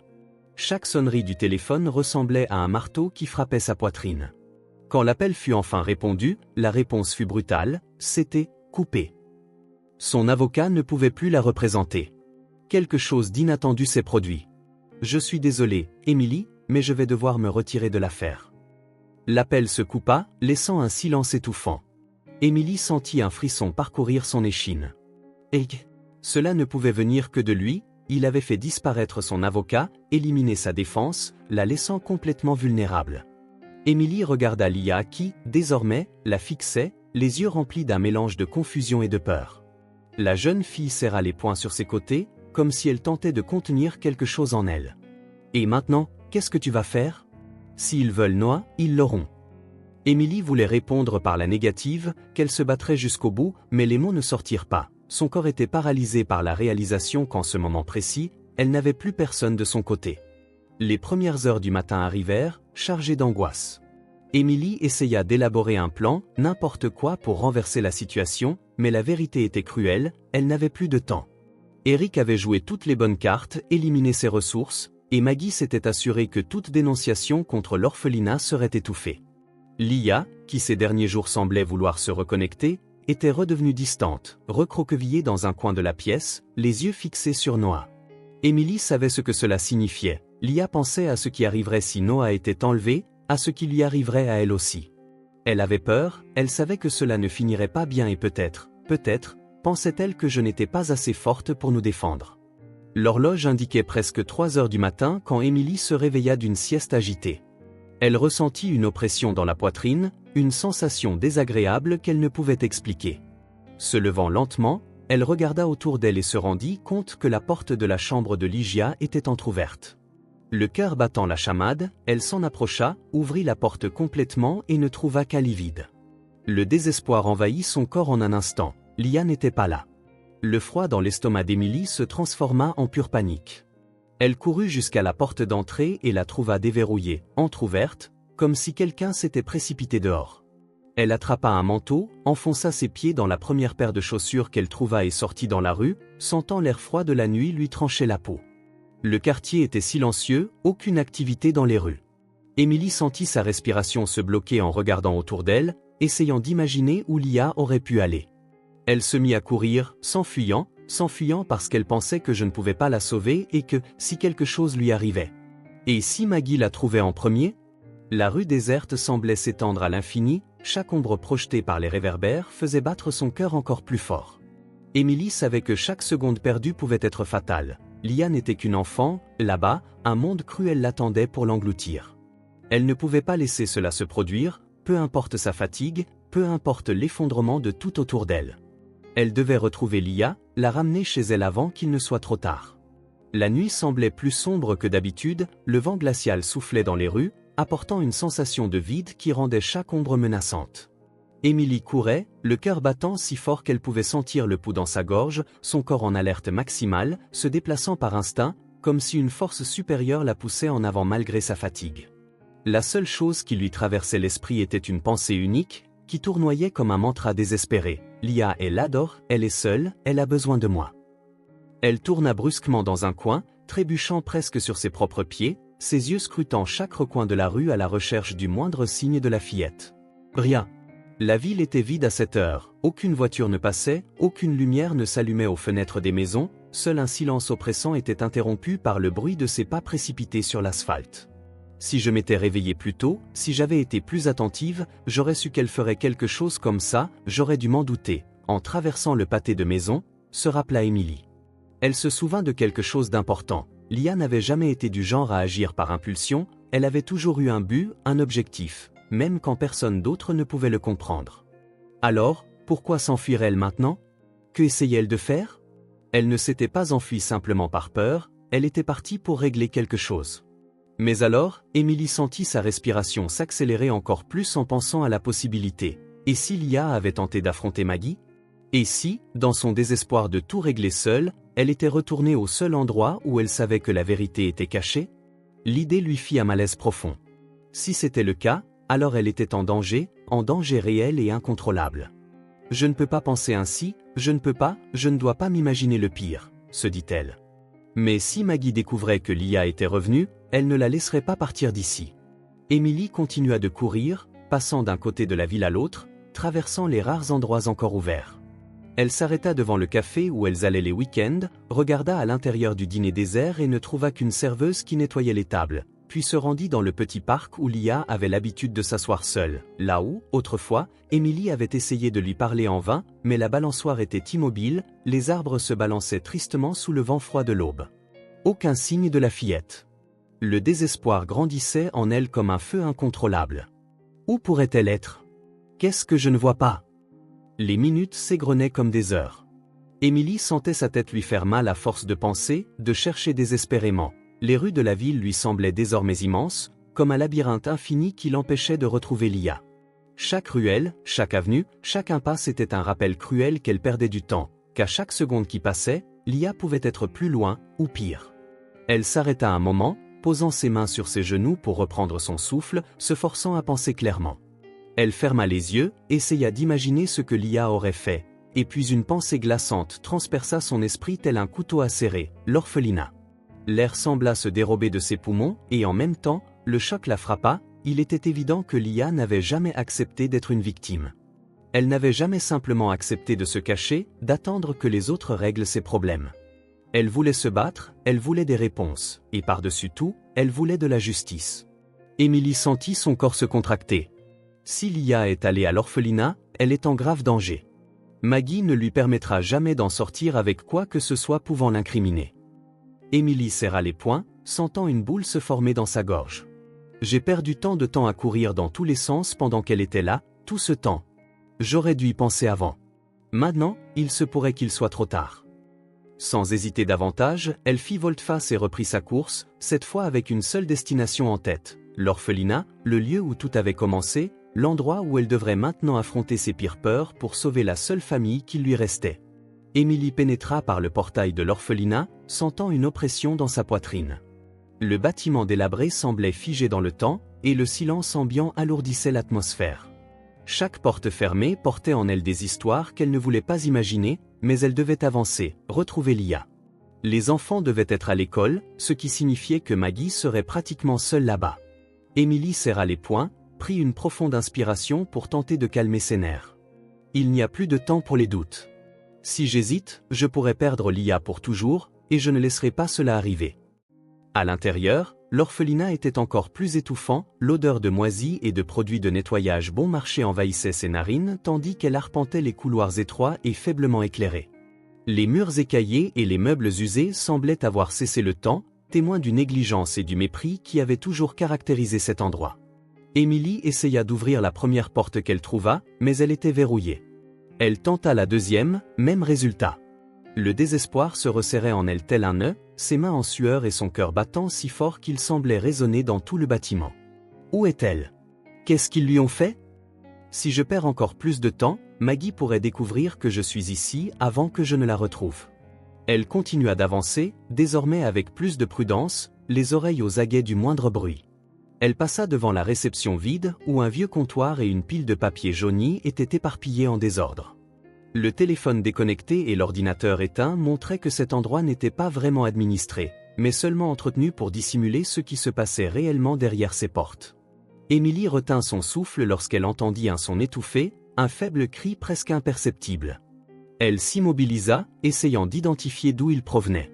Lia, ça ne peut être qu'elle. Elle est ici, et si elle pleure, cela signifie que quelque chose ne va pas très fort. Émilie suivit le son, se hâtant jusqu'au bout du couloir. Les sanglots se firent plus clairs lorsqu'elle s'arrêta devant une porte en bois patiné. Les mains tremblantes, elle tourna la poignée, mais la porte ne s'ouvrit pas, verrouillée. Elle frappa légèrement, tentant de dissimuler le désespoir dans sa voix. « Lia, c'est moi, tu es là ?» Les sanglots cessèrent brusquement. Un silence tendu s'installa, comme si Lia essayait de discerner si c'était vraiment Émilie. Puis, un faible coup frappé se fit entendre de l'autre côté de la porte. « Tu es là, je dois te sortir d'ici, maintenant. » Émilie regarda autour d'elle, cherchant quelque chose pour forcer la porte. Elle repéra un morceau de fer rouillé traînant dans un coin et le saisit sans hésiter. D'un geste vigoureux, elle enfonça la barre entre la porte et le mur, appuyant jusqu'à ce que la serrure cède dans un grand claquement. La porte s'ouvrit d'un coup, dévoilant la scène qui fit remonter l'estomac d'Émilie. Lia était recroquevillée par terre, les yeux rouges de pleurs, le visage pâle et effrayé, le corps tremblant, les bras repliés sur ses genoux comme si elle voulait disparaître.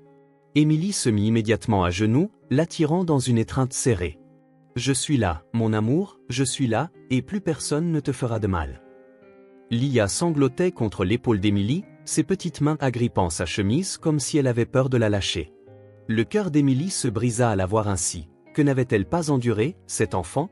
Quoi d'autre Maggie avait-elle fait pour la terroriser de la sorte? Mais il n'était pas temps d'y penser, il fallait fuir cet endroit. Émilie se releva en tenant fermement la main de Lia. « On quitte cet endroit, maintenant. Tu ne remettras jamais les pieds ici. » Mais avant qu'elle ne puisse faire un pas hors de la pièce, une voix familière, chargée de venin, résonna dans le couloir. Eh bien, quelle scène touchante! Émilie sentit chaque muscle de son corps se raidir en se retournant lentement. Maggie se tenait là, bloquant le passage, l'expression froide et calculatrice, mais avec une lueur cynique dans les yeux, celle d'une personne qui savait qu'elle avait le contrôle. « Écarte-toi, Maggie, tu as perdu. Je sais tout, je sais ce que tu fais à ces enfants. Je sais pourquoi Lia s'est enfuie et je sais que tu ne m'empêcheras pas de partir. » Maggie laissa échapper un faible rire en croisant les bras. « Tu penses vraiment pouvoir sortir par cette porte et en finir? Tu n'as aucune idée de ce qui t'attend, Émilie. Tu crois que je suis la seule à laquelle il faut t'inquiéter? As-tu déjà pensé à comment Eric savait exactement le bon moment pour revenir dans ta vie, comment il savait ce qui se passait, comment il a pu agir si rapidement? » Un frisson parcourut Émilie. Le nom d'Eric, prononcé par Maggie, rendait tout encore pire. « De quoi parles-tu? Quel rapport avec Eric? » Maggie sourit et fit un pas en avant. « Il a toujours été impliqué, ma chère, depuis le tout début. Lui et moi avons toujours travaillé ensemble. Il savait pour l'orphelinat, il savait pour les transactions, il savait tout. Tu penses que c'était une coïncidence s'il est réapparu au moment même où tu as décidé d'adopter Lia? Il savait exactement ce qu'il faisait et tu es tombé dans le panneau, complètement. » Émilie se figea, l'esprit en tourbillon, tentant de comprendre cette révélation. Eric et Maggie avaient toujours travaillé ensemble. Il savait pour l'orphelinat, il savait ce qui s'y passait, il avait pu être impliqué dans le passé de Lia, faire partie de tout cela bien avant la naissance de Noah. Émilie sentit la panique s'emparer d'elle. « Ça ne peut pas être vrai, je n'ai pas pu être aussi aveugle. » Mais tout avait trop de sens. Avant qu'elle ne puisse réagir, un bruit résonna dans le couloir, des pas lourds, lents, puis le pire arriva. Eric apparut à l'entrée de l'orphelinat, bloquant la seule sortie. Émilie sentit son cœur s'arrêter un instant. Il était là, les yeux froids comme la glace, le sourire calculateur, l'homme qu'elle avait jadis aimé, l'homme qui l'avait quitté, l'homme qui voulait maintenant détruire ce qui lui restait. Émilie serra Lia contre elle, sentant sa propre respiration s'accélérer. La fillette s'accrochait à son bras, et Émilie pouvait sentir la peur qui irradiait d'elle, cette même peur qui s'emparait désormais d'elle-même. Elle n'avait plus aucun doute, elle était encerclée et il n'y avait nulle part où fuir. Le désespoir d'Émilie se mua en indignation. Cet homme n'a aucune âme, pensait-elle. Il savait que je donnerais n'importe quoi pour Noah, et maintenant il essaie de l'utiliser comme monnaie d'échange. Maggie, de son côté, n'appréciait pas du tout cela. Ses yeux se plissèrent et elle croisa les bras avec force, une lueur de colère dans le regard. Tu penses pouvoir simplement arriver ici et prendre ce que tu veux? Tu n'as aucune idée de ce contre quoi tu te bats, Émilie. Tu crois qu'Eric va profiter de tout cela, mais tu as oublié une chose importante. Elle fit une pause, laissant le silence s'installer avant de continuer. Celui qui a empêché Lia d'être adoptée tout ce temps, c'est toi. Émilie sentit son souffle se bloquer. Les mots de Maggie résonnaient en elle comme un coup de poing dans l'estomac. Lia était restée dans cet orphelinat, souffrant, oubliée et négligée, parce qu'Eric l'avait voulu, parce qu'il avait manipulé le système, parce qu'il avait fait en sorte que cette fille n'ait jamais de famille. Émilie regarda Lia, qui tremblait visiblement, les yeux écarquillés par la terreur. L'enfant secouait lentement la tête, comme pour refuser d'y croire. Non, ça ne peut pas être vrai. Sa voix n'était qu'un fil de son, brisé par le désespoir qui commençait à l'envahir. Émilie avala difficilement, sentant une fureur grandir dans sa poitrine. « Est-ce toi qui as fait ça ?» Sa voix, basse et menaçante, résonna. « As-tu empêché que cet enfant soit adopté? L'as-tu forcé à passer toutes ces années enfermé dans cet enfer ?» Eric haussa les épaules, comme si ce n'était rien. « Il fallait que tu ne sois jamais soutenu. Si Lia était adoptée, tu aurais peut-être pu tourner la page, trouver quelqu'un pour t'aider. Je ne pouvais pas le permettre. Tu devais être seul, vulnérable. J'ai toujours su que tu finirais par tomber, mais ensuite, tu as fait quelque chose d'inattendu, tu as commencé à te battre. » Un goût amer envahit la bouche d'Émilie. Tout ce temps, toutes les difficultés, toutes les souffrances, rien n'avait été le fruit du hasard. Eric avait tout planifié. Il voulait qu'elle se sente perdue, sans issue, qu'elle dépende de lui, et Lia n'était qu'un autre pion dans ce sale jeu. Les yeux d'Émilie brûlaient, mais elle ne laissa pas les larmes couler, pas maintenant. Elle serra Lia plus fort, la protégeant de son propre passé. « Tu es un monstre, murmura-t-elle, mais je ne te laisserai pas gagner. » La tension dans l'air devint insoutenable. Le personnel commençait à s'approcher, réalisant que quelque chose n'allait pas. Émilie savait qu'elle devait agir vite. Ses yeux parcoururent la pièce à la recherche de quelque chose qu'elle pourrait utiliser. C'est alors qu'elle aperçut une étagère chargée de vieilles boîtes de dossiers. Sans hésiter, elle recula d'un pas et d'un élan puissant, poussa la structure. L'étagère tomba soudainement, se posant devant Maggie et l'empêchant de passer. Le visage de Maggie se transforma en une expression de rage, voyant qu'Émilie était plus maligne qu'elle ne l'avait imaginé. Au même instant, Eric se retourna, mais Émilie fut plus rapide. Dans un sursaut, elle le poussa de toutes ses forces, le faisant chanceler en arrière. Elle attrapa la main de Lia et s'enfuit. Elle courut comme jamais, entraînant la fillette derrière elle alors qu'elle traversait les couloirs de l'orphelinat, le bruit des cris furieux de Maggie se mêlant aux jurons d'Eric. Le personnel hésita un instant, désemparé quant à la marche à suivre, ce qui donna à Émilie l'avantage dont elle avait besoin. Elle franchit la porte d'entrée, sentant l'air frais du matin frapper son visage. Son cœur battait si fort qu'il semblait sur le point d'exploser, mais il n'y avait pas de temps pour s'arrêter. Elles étaient libres, pour l'instant. Émilie ne se retourna pas. Chaque pas, chaque battement accéléré de son cœur lui criait d'aller de l'avant sans hésitation. L'air froid du matin lui tranchait la peau alors qu'elle courait le long du trottoir, tirant Lia avec elle. La fillette, toujours tremblante, tenait fermement sa main, comme si elle craignait à tout moment d'être de nouveau arrachée. L'orphelinat était derrière elle, mais le sentiment de danger brûlait toujours en Émilie. Eric et Maggie n'abandonneraient pas aussi facilement. Ils viendraient après elle. Il fallait sortir d'ici le plus vite possible. Je ne peux pas m'arrêter maintenant. Je dois les sortir d'ici avant qu'il ne soit trop tard. Je ne laisserai personne nous séparer. Au tournant, Émilie aperçut un taxi garé. Sans réfléchir, elle ouvrit la portière et aida Lia à monter avant de s'installer à côté d'elle. Le chauffeur, surpris par la précipitation, jeta un coup d'œil dans le rétroviseur, mais Émilie déclara d'une voix ferme la destination, sa maison. Le trajet fut silencieux, brisé seulement par leur respiration haletante. Lia, toujours accrochée à son bras, gardait les yeux fixés sur le paysage défilant par la fenêtre. Émilie regarda la fillette, puis Noah qui dormait dans ses bras, ignorant le chaos environnant. Elle ferma les yeux un instant, essayant de calmer le tourbillon d'émotions qui l'envahissait. Je dois être forte pour eux. Je ne peux pas m'effondrer maintenant. Dès leur arrivée à la maison, Émilie sauta hors du taxi et ouvrit la porte à la hâte. Le temps était compté, chaque minute perdue pouvait être fatale. Elle savait qu'Eric ou Maggie pouvaient arriver à tout moment, et s'ils les trouvaient ici, tout serait fini. Elle attrapa rapidement une valise et commença à y fourrer des vêtements sans même les plier. Passeport, argent, documents, tout ce qui était essentiel fut mis dans le sac. Dans un coin de la pièce, Lia tenait encore Noah, mais son regard semblait lointain. Émilie s'arrêta un moment, observant la fillette. Quelque chose avait changé en elle. Ce n'était pas seulement la peur, il y avait une agitation en elle, une hésitation qu'Émilie ne parvenait pas à déchiffrer. Qu'est-ce qui lui traverse l'esprit maintenant?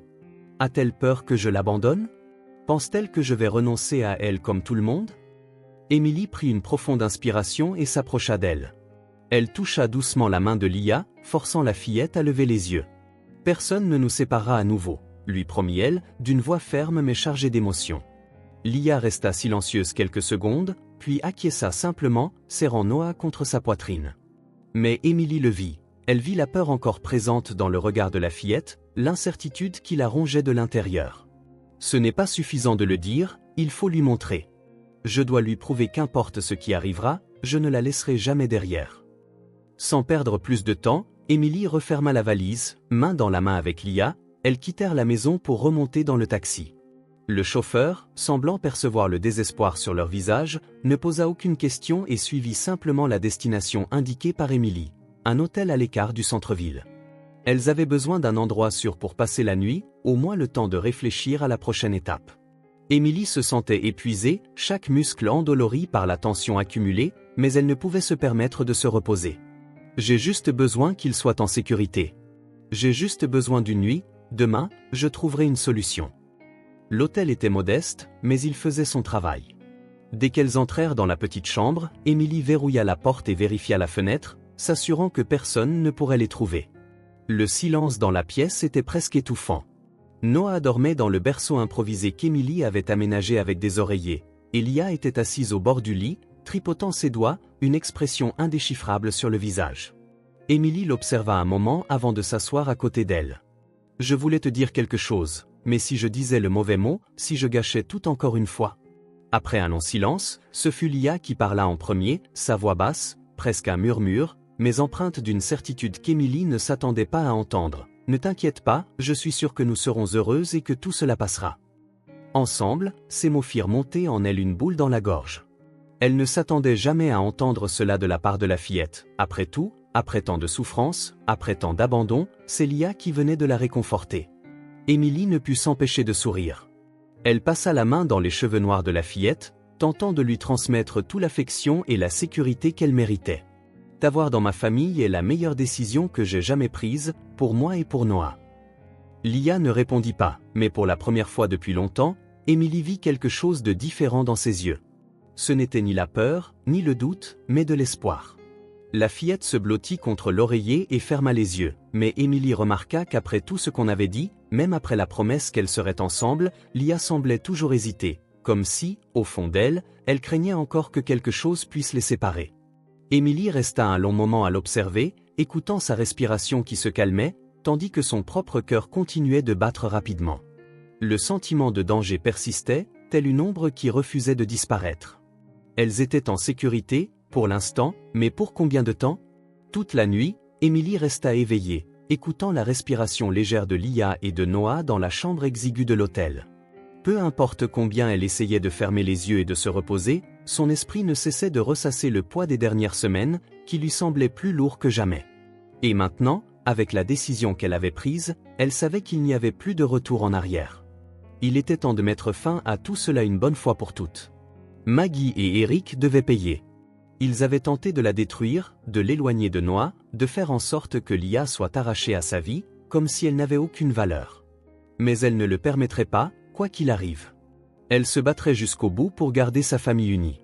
Si je n'agis pas maintenant, je ne trouverai jamais la paix, je ne pourrai jamais dormir sans craindre que quelqu'un ne vienne frapper à la porte pour m'enlever mes enfants.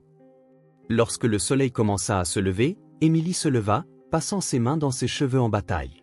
Elle se sentait lourde, son corps tout entier souffrant, mais il n'y avait pas le temps de s'en soucier. Elle se dirigea vers le lit et regarda Lia, qui dormait encore, blottie sur le côté, les bras enroulés autour d'un oreiller dans le berceau de Fortune, tandis que Noah respirait doucement. Émilie se pencha, ajusta la couverture sur lui, ressentant une oppression dans la poitrine. L'amour qu'elle éprouvait pour ces deux êtres était indescriptible. Ils étaient sa vie, et rien ni personne ne pourrait changer cela. Mais pour les protéger, elle devait partir. Elle devait se rendre au bâtiment administratif pour remettre les preuves contre Maggie. Si tout se passait bien, elle ne sauverait pas seulement sa famille, mais empêcherait aussi d'autres enfants de subir ce que Lia avait enduré. Ce n'est pas seulement pour moi, ce n'est pas seulement pour eux, c'est pour chaque enfant abandonné, pour tous ceux qui sont encore piégés dans cet endroit. Prenant une grande inspiration, Émilie attrapa une feuille de papier et écrivit rapidement un mot pour Lia, expliquant qu'elle reviendrait bientôt et lui demandant de rester avec Noah jusque-là. Elle laissa la note sur la table de chevet et quitta la chambre, verrouillant la porte de l'intérieur pour s'assurer que personne n'entrerait. En descendant les escaliers de l'hôtel, elle ressentit un poids dans la poitrine, un mélange d'anxiété et d'urgence. Le chemin jusqu'au bâtiment administratif lui semblait plus long qu'il ne l'était réellement. Le vent froid du matin lui fouettait le visage, mais elle ne le sentait presque plus. Tout ce à quoi elle pensait, c'était ce qu'elle était sur le point de faire. S'ils ne me croient pas, s'ils n'agissent pas, que faire? Comment protéger les enfants seuls? Arrivée au bâtiment, Émilie se dirigea vers la réception, tenant fermement les documents comme s'ils étaient son dernier espoir. L'employé la regarda, lasse, mais lorsqu'elle lui expliqua la situation, son attitude changea. On la conduisit dans une salle privée où un responsable de la protection de l'enfance l'attendait. Émilie s'assit en face de lui, les doigts serrant les preuves, le cœur battant tandis qu'elle commençait à raconter tout ce qui s'était passé, les mauvais traitements à l'orphelinat, la peur des enfants, comment Maggie et Eric étaient impliqués. Chaque mot semblait peser lourd sur elle, mais elle n'hésita pas. Elle remit des copies des documents que Lia avait obtenus, décrivant tout ce qu'elle avait vu. Le responsable prit des notes minutieusement, mais Émilie en voulait plus. Elle voulait de l'action. Je ne peux pas attendre des semaines pour que quelque chose se passe. Ils sont encore là, il faut les sortir immédiatement. Après de longues minutes d'explication, l'officier confirma qu'une enquête immédiate serait ouverte et qu'une intervention aurait lieu ce jour même à l'orphelinat. De plus, il lui assura que le processus d'adoption de Lia pourrait être accéléré, car il existait désormais des preuves concrètes du danger qu'elle encourait si elle restait avec Maggie. Émilie sentit une vague de soulagement l'envahir. Ce n'était pas une victoire totale, mais c'était une avancée importante. Elle le remercia et quitta le bâtiment, le regard rempli d'une nouvelle détermination. Il était temps de retourner à l'hôtel, de revoir Lia et Noah, de leur dire que tout irait bien. Peut-être, pour la première fois depuis longtemps, était-il réellement en sécurité. Le taxi s'arrêta devant l'hôtel et Émilie en descendit précipitamment. Elle gravit les marches, déverrouilla la porte et entra dans la chambre. Ses yeux se posèrent immédiatement sur Lia, assise à côté du berceau de Noah. La fillette ne remarqua pas son arrivée tout de suite, elle se concentrait sur le bébé, le berçant doucement d'un mouvement de va-et-vient, les yeux fixés sur lui, comme si rien d'autre n'existait. Émilie s'arrêta un moment, observant cette scène avec une émotion intense. Il y avait quelque chose de différent dans la posture de Ligia, quelque chose qu'elle n'avait jamais vu auparavant, car c'était la tranquillité de l'acceptation. Lentement, Émilie s'approcha, essayant de ne pas interrompre le moment. Ligia continua de bercer Noah en lui murmurant quelque chose à voix basse. Lorsqu'elle remarqua enfin Émilie, elle ne fut pas surprise. Elle se contenta de la regarder avec ses yeux profonds chargés de significations pas toujours faciles à déchiffrer. Puis, sans hésitation, sans tourner autour du pot, la fille demanda « Pouvons-nous avancer maintenant, sans que quelqu'un d'autre essaie de nous séparer ?» Émilie sentit son cœur se serrer. Cette question signifiait bien plus qu'elle n'y paraissait. Ce n'était pas seulement une affaire de Maggie, ni seulement celle d'Eric, c'était la peur que Ligia portait en elle, la peur que son bonheur puisse être arraché à tout moment, que Émilie puisse changer d'avis et la laisser derrière. Émilie s'agenouilla devant elle, prenant ses petites mains dans les siennes, et dit « Rien ne nous séparera à nouveau, tu es ma fille et cela ne changera jamais. » Ligia ne répondit pas par des mots, mais Émilie vit dans le léger éclat de ses yeux, dans la façon dont elle serra la main d'Émilie, la première fois qu'elle vit la fille y croire véritablement. Et à cet instant, Émilie sut qu'elles étaient plus proches que jamais de devenir enfin une vraie famille. Mais quelque chose en elle murmurait encore que le combat n'était pas terminé, que Maggie et Eric n'abandonneraient pas si facilement. Émilie savait que, même si l'enquête était ouverte, il ferait tout pour échapper à la justice. Tant que tout ne serait pas résolu, elle ne pourrait baisser sa garde. Ils sont toujours là dehors, mais maintenant, je n'ai plus peur, car cette fois, je sais que je ne suis pas seule. Émilie ressentit cela, pour la première fois depuis longtemps, comme un reste de normalité. Le parc était un refuge temporaire, un espace où la douce brise passait à travers les arbres et où les rires d'enfants emplissaient l'atmosphère d'une énergie qu'elle avait presque oubliée. Noah babillait dans la poussette, ses petites mains essayant d'attraper le jouet qui se balançait devant lui, et Ligia observait le tout d'un regard calme et distant. Émilie remarqua que la fille ne se rétractait plus comme avant, ne regardait plus autour d'elle, redoutant que quelqu'un ne vienne l'arracher. C'était un progrès silencieux mais important. Même ainsi, elle savait qu'elle n'était toujours pas en sécurité. J'ai tellement voulu croire que nous avions déjà gagné, que tout était résolu, mais tant que Maggie et Eric seront en liberté, je ne peux m'offrir ce luxe. Ils n'abandonneront pas, ils n'accepteront pas de perdre. Ligia marchait à côté d'elle, d'un pas lent, les yeux fixés sur un groupe d'enfants courant près des balançoires. Émilie observait la fille avec prudence, elle ne s'approchait pas des autres, mais pour la première fois, elle ne semblait pas rejeter l'idée d'être là. Il y avait une étincelle différente dans son regard, comme si elle se laissait imprégner par cette atmosphère sans le poids de la peur constante. Noah, dans la poussette, laissa échapper un rire en voyant un chien poursuivre un frisbee, et Ligia sourit presque instinctivement. Ce fut un moment bref, mais Émilie le vit, elle vit l'étincelle de ce qui pourrait être un avenir plus léger, plus heureux. Je peux leur offrir cela. Je peux leur assurer qu'ils n'auront plus jamais à se cacher, mais pour cela, je dois être sûr que Maggie et Eric n'auront plus jamais de pouvoir sur nous. Émilie poussa doucement la poussette, laissant ses pensées s'organiser. Le parc était vaste. Il y avait des couples qui se promenaient, des personnes âgées assises sur des bancs, quelques mères discutant en regardant leurs enfants. Tout semblait ordinaire, banal, sûr. Mais alors, au moment précis où elle était sur le point de se détendre, son corps se tendit. Quelque chose en elle l'avait reconnue avant même que son esprit ne l'analyse. Une silhouette familière, une posture qui lui inspirait le dégoût. Ses doigts se crispèrent sur la poignée de la poussette lorsqu'elle fixa le regard sur la silhouette de l'autre côté de la place. C'était Eric. Il était là, appuyé contre un lampadaire, un téléphone à l'oreille et un sourire discret sur les lèvres.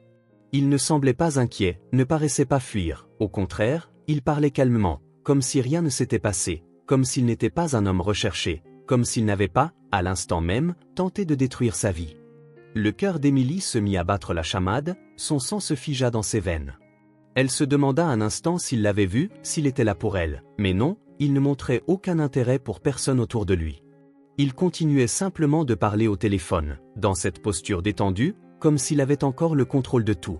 Cela n'a aucun sens. Le signalement a été fait, l'enquête a été ouverte, comment se fait-il qu'il se promène toujours librement, comme si rien ne s'était passé ? L'instinct d'Émilie criait de prendre les enfants et de partir, mais quelque chose en elle refusait de se retourner. Elle avait besoin de savoir ce qui se passait, de comprendre comment Maggie et Eric pouvaient encore être en liberté. Sans une seconde d'hésitation, elle regarda Ligia et dit d'une voix basse, « Reste ici avec Noah. Ne t'éloigne pas de lui. Je reviens dans une minute. » Les yeux de Ligia s'écarquillèrent, sentant la tension dans la voix d'Émilie, mais elle acquiesça lentement. Émilie ne voulait pas l'effrayer, mais elle ne pouvait pas laisser passer cette chance. D'un pas prudent, elle commença à suivre Eric, gardant ses distances et se déplaçant discrètement parmi la foule, feignant de simplement marcher, son cœur battant si fort qu'il semblait résonner dans ses oreilles. Chaque pas la rapprochait des réponses dont elle ignorait si elle était prête à entendre, mais elle devait les connaître. Eric restait au téléphone en marchant lentement, et lorsqu'Émilie s'approcha, elle put entendre quelques bribes de la conversation. « Oui, nous avons encore le temps. » Non, l'enquête ne l'a pas encore atteint. Si nous faisons cela correctement, il n'y aura pas assez de preuves. Un frisson parcourut l'échine d'Émilie. Eric continua, Maggie tire déjà les ficelles. Il dit qu'il pouvait retenir l'affaire encore quelques jours, le temps de tout régler. Émilie retint son souffle. Qui était-il? Quelqu'un du système judiciaire? Quelqu'un aidait Maggie et Eric à fuir? Le sang d'Émilie bouillait alors qu'elle assimilait l'information. Ils n'essayaient pas seulement de s'échapper, ils manipulaient le système. Ils avaient quelqu'un de l'intérieur qui leur permettait de disparaître avant que les preuves ne soient utilisées contre eux. Je savais qu'ils étaient corrompus, mais ceci dépasse tout ce que j'imaginais. S'ils réussissent à fuir, je n'aurai plus jamais la paix. Soudain, Eric s'arrêta de marcher et se tourna légèrement sur le côté, toujours au téléphone. Émilie resta figée, détourna rapidement le regard pour faire semblant de ne pas le suivre. Il resta là quelques secondes de plus, puis raccrocha et se mit en route. Émilie ne le suivit pas, elle en avait assez entendu. Son cœur battait la chamade, l'air était lourd, elle devait sortir d'ici, retourner auprès de Ligia et Noah, et réfléchir à ce qu'elle devait faire. Émilie se retourna rapidement et regagna le terrain de jeu, essayant d'agir naturellement, mais son esprit courait. Ils étaient toujours aux commandes, Maggie avait toujours son influence, Eric se comportait toujours comme s'il était intouchable, et si Émilie ne faisait rien maintenant, elle risquait de ne jamais avoir une autre chance. Ils fuient, ils savent que le temps presse, et ils vont s'échapper. Je ne peux pas laisser cela arriver. Je ne le laisserai pas arriver. En apercevant Ligia et Noah, elle ressentit un soulagement immédiat, mais ne put dissimuler la tension sur son visage. Ligia la regarda avec un mélange d'inquiétude et de curiosité, réalisant que quelque chose n'allait pas. Émilie se mit à genoux à côté d'elle et lui posa les épaules, « Nous devons y aller maintenant. » Ligia ne posa aucune question, elle hocha simplement la tête et commença à pousser la poussette de Noah, sentant qu'Émilie était trop sérieuse pour discuter. Tandis qu'elle quittait rapidement le parc, Émilie savait que c'était peut-être sa dernière chance d'agir, la seule opportunité de s'assurer que Maggie et Eric ne disparaissent pas avant que la justice ne les rattrape. Et cette fois, elle n'échouerait pas. Émilie se précipita dans l'hôtel, tenant fermement la main de Ligia tout en poussant la poussette de Noah de l'autre main. Son cœur battait toujours la chamade et son regard balayait automatiquement le couloir, comme si elle s'attendait à voir Eric surgir de nulle part pour lui arracher tout ce qu'elle aimait le plus. Elle ferma la porte dès qu'elles entrèrent dans la chambre, tournant rapidement la clé. Ses pensées étaient confuses, tout ce qu'elle avait entendu dans le parc résonnait encore dans son esprit. Eric et Maggie ne fuyaient pas simplement, ils étaient un coup d'avance, manipulant tout pour s'assurer de ne pas se faire prendre. Je savais que ça ne serait pas facile, mais je ne m'attendais pas à ce qu'ils aient autant de pouvoir. Ils ne s'en sortiront pas. Je ne peux pas laisser cela arriver. Mais je ne peux pas non plus exposer Ligia et Noah. Comment combattre sans tout risquer ? Ligia laissa tomber son sac à dos dans un coin de la chambre et se dirigea directement vers Noah, qui dormait paisiblement dans la poussette. Émilie regarda la fille qui prit la petite couverture pliée du lit et la déposa délicatement sur le bébé, comme si ce geste était le reflet naturel de son inquiétude. Quelque chose se serra dans la poitrine d'Émilie. La fille qui, il y a quelques semaines, peinait à accepter les marques d'affection, manifestait maintenant une protection si sincère que cela rendait Émilie encore plus déterminée à se battre pour elle. Ligia n'était pas seulement un enfant à protéger, elle faisait partie de cette famille, et Émilie ne permettrait jamais à quiconque de la renvoyer en enfer, l'endroit dont elle tentait de s'échapper. J'ai promis que je resterais à tes côtés. J'ai promis que Noah et moi serions à maison, mais que se passerait-il si, au final, je n'arrivais pas à les protéger ?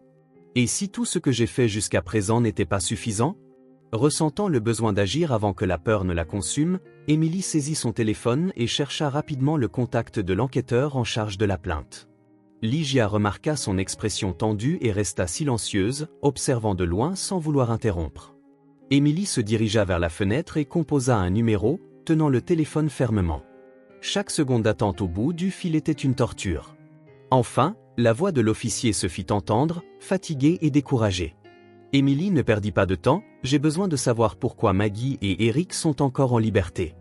J'ai déposé une plainte, fourni des preuves. Que manque-t-il pour arrêter ces gens ? Comprenez-vous qu'à chaque jour qui passe, ils ont plus de temps pour disparaître ? L'officier soupira profondément, et Émilie sut à cet instant que la réponse serait négative. Comprenez, mademoiselle Carter, nous avons une procédure en cours. Mais Maggie et Eric ont des connexions, des avocats coûteux, des échappatoires juridiques qu'ils exploitent pour éviter des mesures plus sévères. Les mandats d'arrêt n'ont pas encore été signés car une demande de révision a été faite. Cela pourrait prendre plus de temps que nous ne le souhaitons. Émilie sentit son estomac se nouer. Des connexions, toujours cela, toujours une question de qui a le plus de pouvoir, de qui sait mieux manipuler le système. Elle passa la main sur son visage, sentant le désespoir grandir. Et pendant ce temps, que se passera-t-il s'ils disparaissent avant que la justice n'agisse ? Vous savez, il prévoit de fuir, n'est-ce pas ? J'ai entendu Eric au téléphone, il a encore des contacts dans le système, il se prépare à disparaître dans l'autre bout du fil. L'officier hésita. Émilie réalisa qu'il le savait, qu'il avait probablement déjà des soupçons, mais ses mains étaient liées. Je sais que ce n'est pas ce que vous voulez entendre, mais nous faisons tout ce que la loi permet. Si vous pouvez obtenir plus de preuves, n'importe quoi qui relie directement Eric et Maggie à un acte illégal et irréfutable, cela pourrait accélérer le processus. Mais pour l'instant, nous devons attendre. Émilie serra les poings.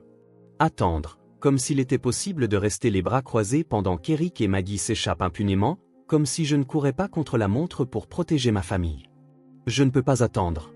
Si je ne fais rien maintenant, demain sera peut-être trop tard. Je ne peux pas leur donner une autre chance de faire du mal. Elle raccrocha avant que l'officier ne puisse dire quoi que ce soit d'autre. Elle se retourna et trouva Lygia qui l'observait. Le regard de la fille était chargé de quelque chose qu'Émilie n'arrivait pas tout à fait à déchiffrer. Peur, insécurité, pour la première fois, de l'espoir. Émilie s'approcha, prit une profonde inspiration pour essayer de rester calme, et dit « Ils sont encore en liberté, mais je ne laisserai pas cela durer. Je te le promets, Lygia, je ne les laisserai pas s'échapper.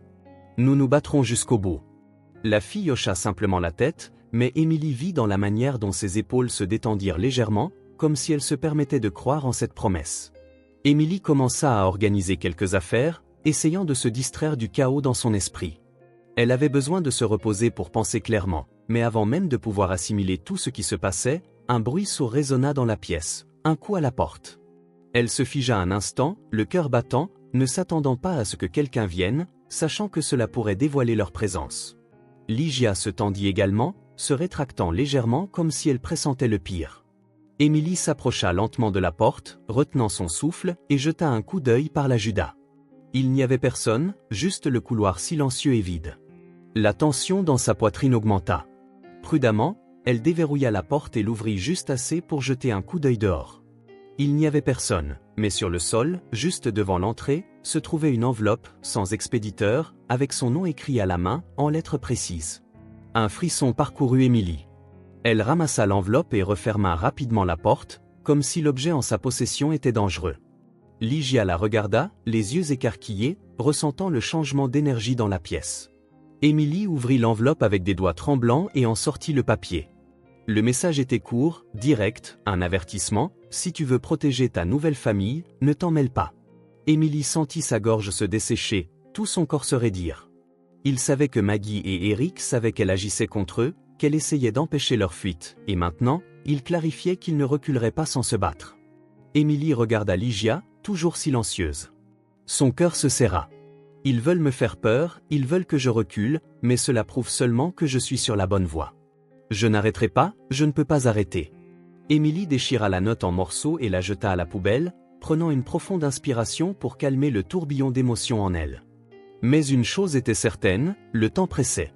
Maggie et Éric étaient acculés, et cela les rendait encore plus dangereux. Elle devait agir, s'assurer qu'au moment où ce jeu se terminerait, ce seraient eux qui perdraient, et non sa famille. Émilie savait que c'était le moment décisif, qu'elle ne pouvait plus hésiter, qu'elle ne pouvait plus avoir peur.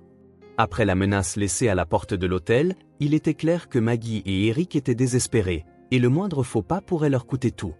Elle rassembla les preuves soigneusement organisées au cours des derniers jours, documents, enregistrements, notes, tout ce qu'elle avait réussi à rassembler, et prit une profonde inspiration avant de prendre Noah et de tenir la main de Lygia. La fille la regarda sans dire un mot, mais ses yeux exprimaient quelque chose. Émilie apprenait encore à comprendre, la confiance. Lygia n'était pas terrifiée, elle ne semblait pas douter de ce qui allait arriver, elle attendait simplement. Je te promets de te protéger, et cette promesse n'est pas que des mots. Aujourd'hui, nous en finirons une bonne fois pour toutes. La nuit était encore sombre quand Émilie quitta l'hôtel et appela un taxi. La ville semblait silencieuse, comme retenant son souffle dans l'attente du dénouement de cette histoire. Le chauffeur la regarda dans le rétroviseur, attendant la destination, et sans hésiter, Émilie dit la seule chose possible, le poste de police. Lygia resta silencieuse pendant le trajet, regardant défiler les rues par la fenêtre, tandis que Noah dormait dans ses bras, ignorant tout de ce qui se passait. De son côté, Émilie sentit sa poitrine se serrer d'un mélange de tension et de soulagement anticipé. Elle était sur le point de tout remettre aux autorités. C'était la fin d'un combat qui semblait impossible à gagner, mais qui avait enfin une chance d'obtenir justice. Cette fois, ils ne s'en sortiront pas, il n'y aura plus d'échappatoire, plus de manipulation. Cette fois, la vérité suffira. À leur arrivée au poste de police, Émilie sentit le poids du monde sur ses épaules. L'environnement était froid, impersonnel, mais cette nuit, c'était le seul endroit où elle se sentait en sécurité.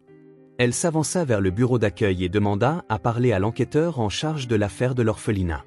La réceptionniste la regarda, surprise, mais hocha la tête et lui demanda de patienter.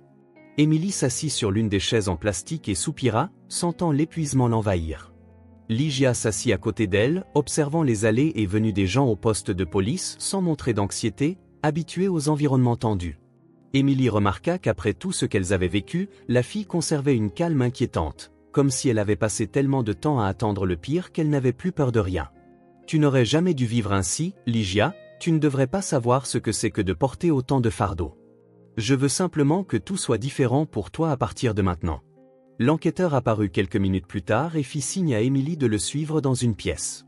Elle prit une profonde inspiration et le suivit, s'asseyant en face du bureau où il organisait déjà quelques dossiers. Émilie déposa les documents et les enregistrements sur la table, les poussant vers lui. Voici tout, la preuve de l'implication de Maggie dans le trafic d'adoptions illégales, l'argent qu'elle a détourné, les enfants contraints de vivre dans des conditions inhumaines et aussi l'implication d'Eric, il a toujours su qu'il faisait partie du système. L'enquêteur feuilleta attentivement les papiers, écouta les enregistrements et examina les signatures falsifiées. Après quelques minutes de silence absolu, il se pencha en arrière dans son fauteuil et poussa un long soupir. Avec cela, il n'y a plus aucun doute. Nous agirons immédiatement. Émilie ressentit un soulagement qu'elle n'avait jamais connu auparavant. Un instant, elle ferma les yeux et se permit de respirer profondément. C'était fini, enfin, après tout ce qu'elle avait traversé, il y avait une réponse concrète. L'enquêteur quitta la pièce pour coordonner l'opération, et Émilie resta assise, sentant chaque partie de son corps se détendre pour la première fois depuis des semaines. Lygia entra dans la pièce et s'approcha d'elle, la regardant avec curiosité. « As-tu réussi ?» Émilie ouvrit les yeux et regarda la fille, une boule se formant dans sa gorge. Lygia avait encore cette posture de quelqu'un qui ne se permettait pas de croire pleinement, comme si elle s'attendait à ce que quelque chose tourne mal, comme si elle redoutait d'être encore une fois emportée. Émilie se pencha et prit les mains de la fille dans les siennes. « Oui, nous avons réussi. Ils ne te feront plus jamais de mal, ils ne feront plus de mal à personne. » Les heures qui suivirent furent un flou. Des policiers partirent dans des voitures de patrouille pour exécuter les mandats d'arrêt, et Émilie resta au poste, attendant. Lygia ne dit rien, se contentant d'observer, absorbant chaque détail de l'endroit comme pour tout mémoriser.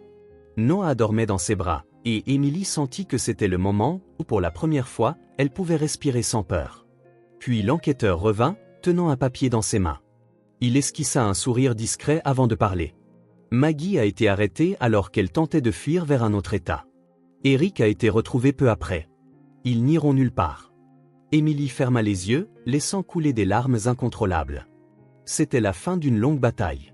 La justice avait enfin été rendue.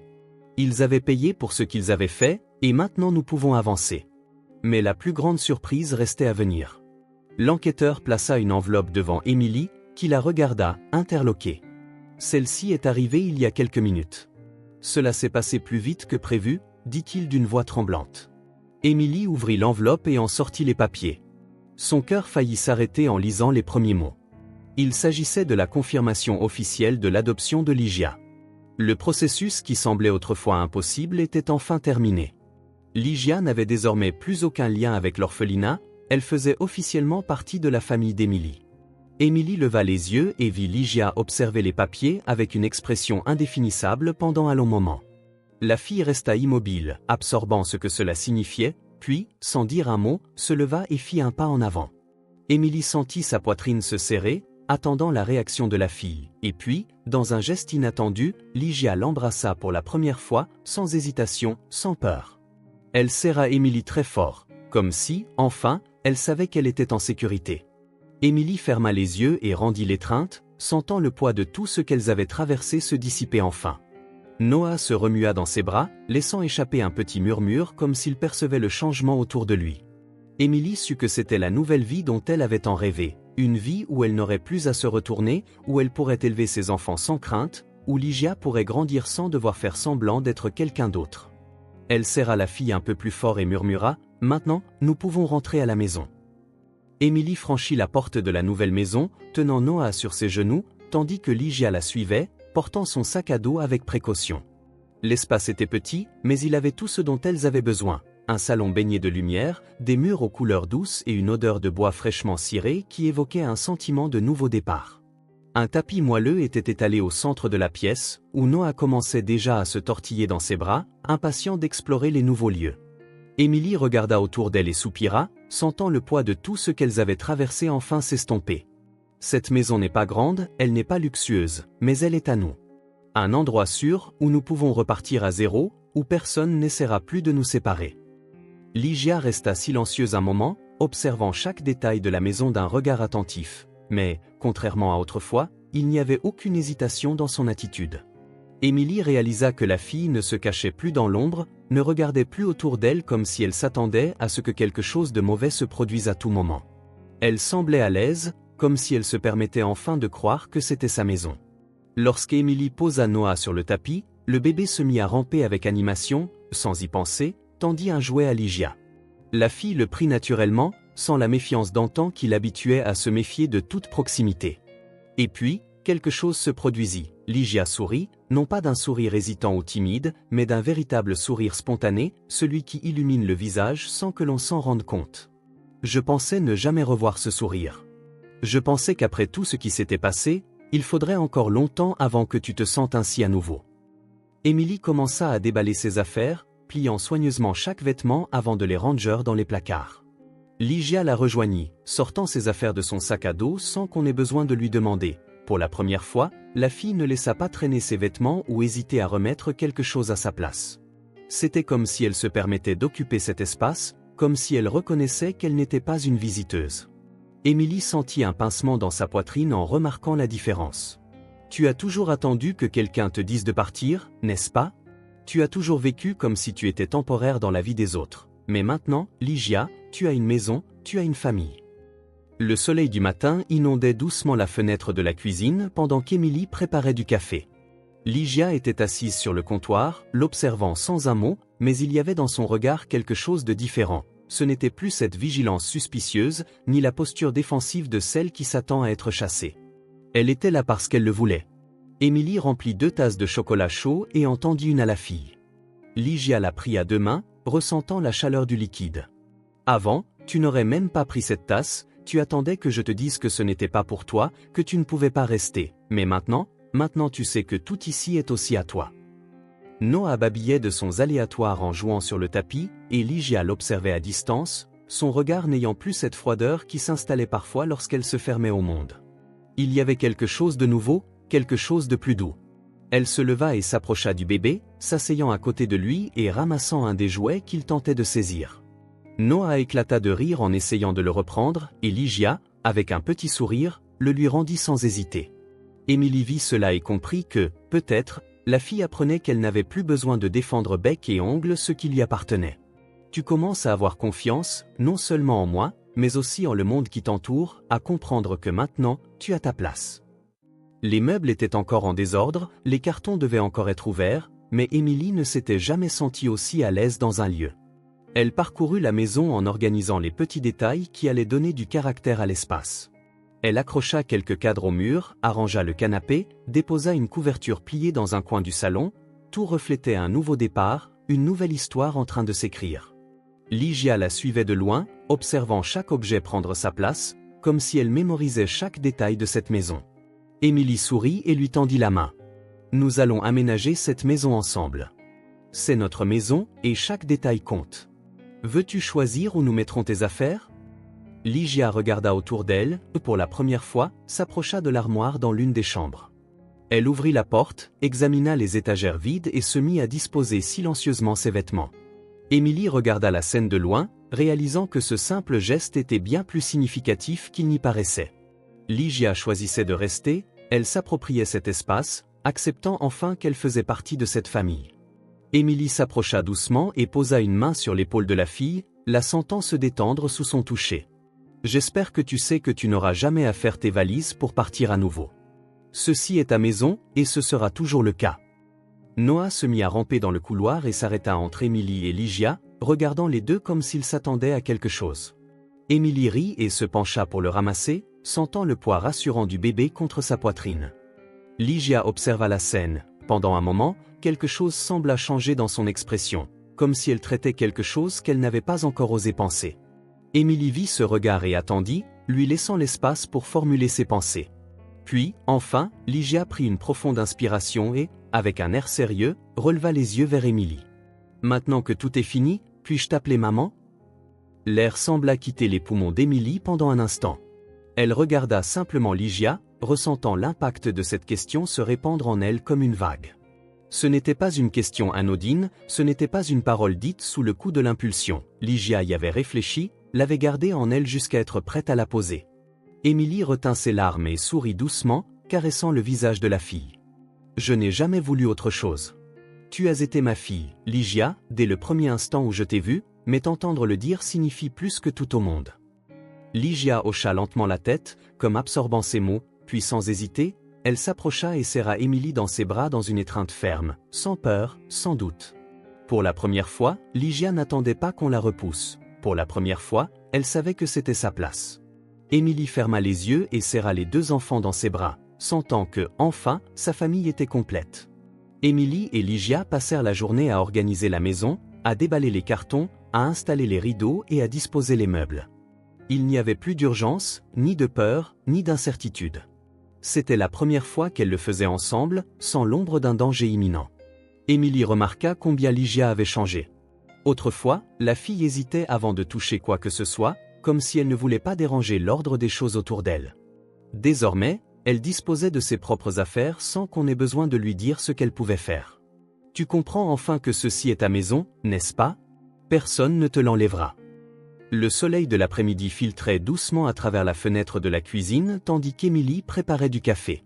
Lygia était assise sur le comptoir, l'observant en silence, mais son regard avait changé. Ce n'était plus celui d'une vigilance méfiante, ni la posture défensive de quelqu'un qui s'attend à être expulsé.